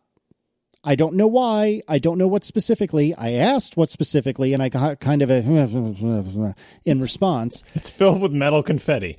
Yeah, basically. So I told them, don't fix the front diff, don't replace the wheel, and I'm not sure what my plan is from here. But I am going to either bring it to CarMax and see what they'll give me, and just present it as is and see what they'll give me, or maybe I will go to a local non BMW dealer, but like a local BMW quote unquote specialist, and see if that's demonstrably cheaper than repairing it at BMW. But my current intention is probably the moment I come back from Dub is to attempt to sell it as is, and then probably replace it with a brand new Wrangler. Yeah, what's the least you can get out of it? Like, what's the least you can get out of paying for the current batch of repairs? Like, I assume you're going to have to pay for some of these, right? Oh yeah, so I'm definitely in for about $750 for the brakes, for the brake. Yeah, that's exactly what I said. But out of 5,000, preposterous. But yeah. So I'm in for the brake pads. I'm in for the brake fluid, and I'm in. Of course, they insisted on doing a cabin air filter, and I'm too lazy to argue with them, and that was probably $3,000. But anyway, so I'm in for like basic wear and tear stuff in the brakes, and that was $750. So if I don't do the wheel and I don't do the front differential, I'm still quote unquote saving, $4,000 or thereabouts. And so my hope is I can find a way to unload this car. And by the way, I'm not entirely convinced it really does need a differential. I think that's potentially not the case, but one way or another, I'm going to attempt to unload the car and take that money and apply it to probably a Wrangler, but I'm not 100% sure that's where I'll end up. But my thought is I am tired of performance cars because I always break them. I don't know how, but I always do.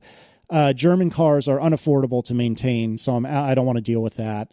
I don't really have a lot of interesting options in German performance cars anyway, because I will end up divorced if I buy another BMW. The Audi is not as fast as I would like.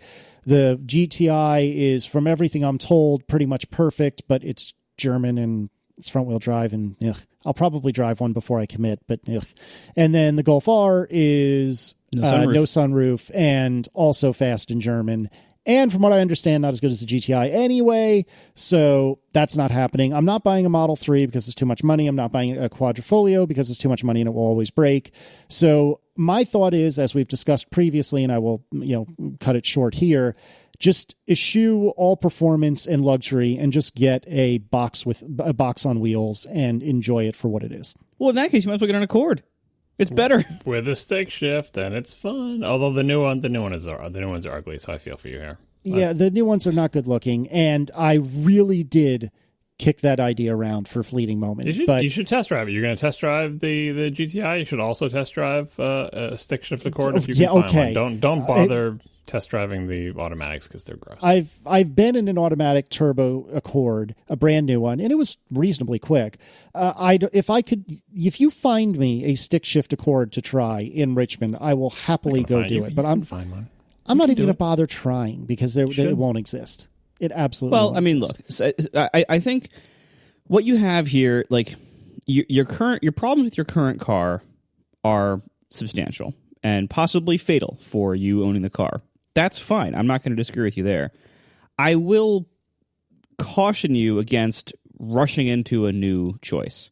Even though I know you've been waffling about possibly getting a new / different car for a while now, this is like being caused by a sudden impetus that you suddenly need something like now, right? Right. Given how much you care about your car and how much enjoyment you get out of your car, I don't think you should rush into whatever you buy next. So, that being said, I mean, I don't know what your situation will be like if you take this car home, like how operable it will still remain for a while. Well, if it dies, like what do you like? Can you just be a one car family for a few weeks while you test drive other stuff? Like so you have things like that to worry about. But ultimately, you do have a similar problem to my Beach computer thing, which is like, I really so badly don't want to buy another one of these new generational laptops if it isn't fixed, and you so badly don't want to buy another German performance car.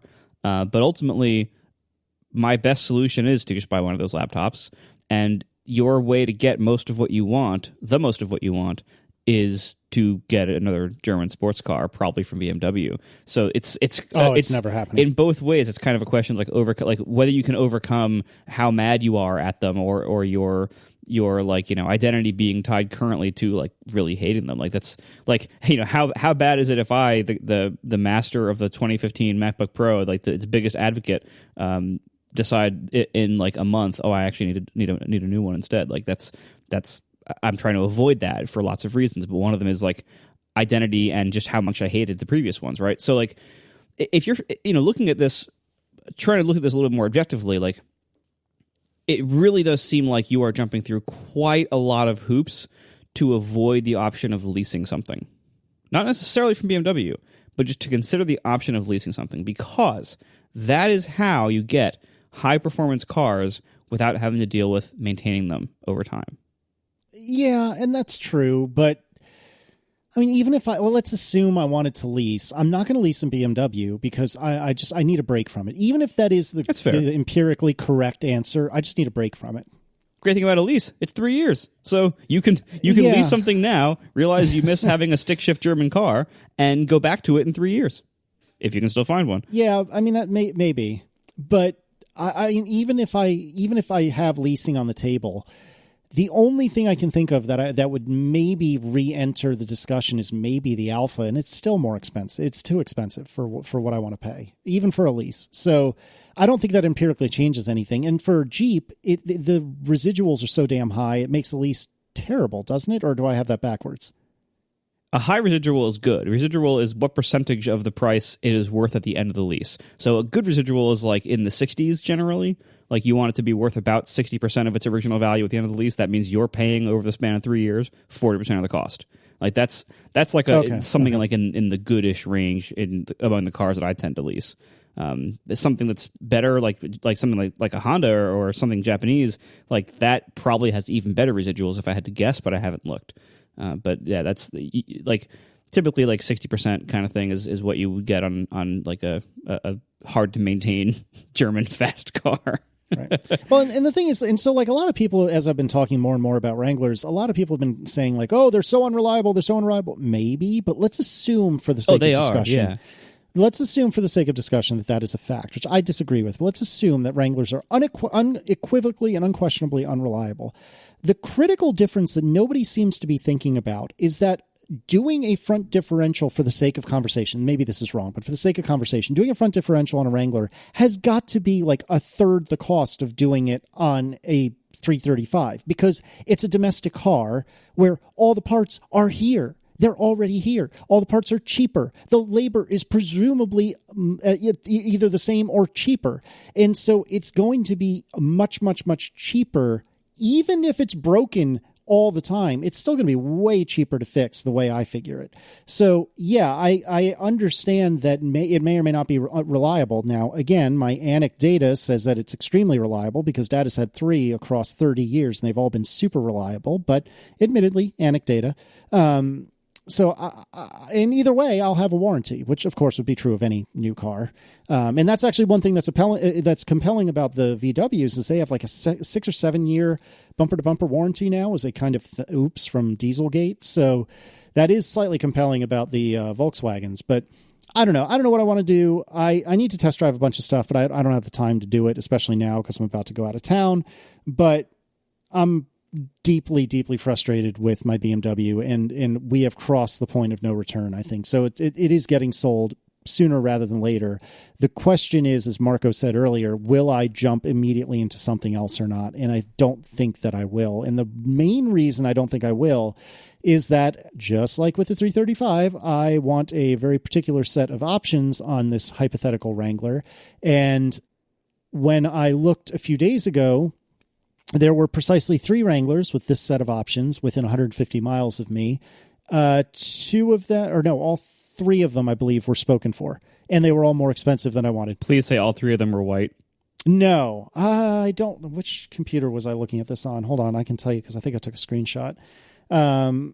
Yes, I did. It was 1 blue and 2 gray. Actually, that might be 1 blue, 1 light gray, 1 dark gray, but no whites. How light is the gray? I don't know. It's normal gray. Very light gray. Yeah, it's not that light. No, it actually does look fairly reasonable in white, I got to say. But I actually think it looks terrible in white, but this is only via pictures. I really and truly think that.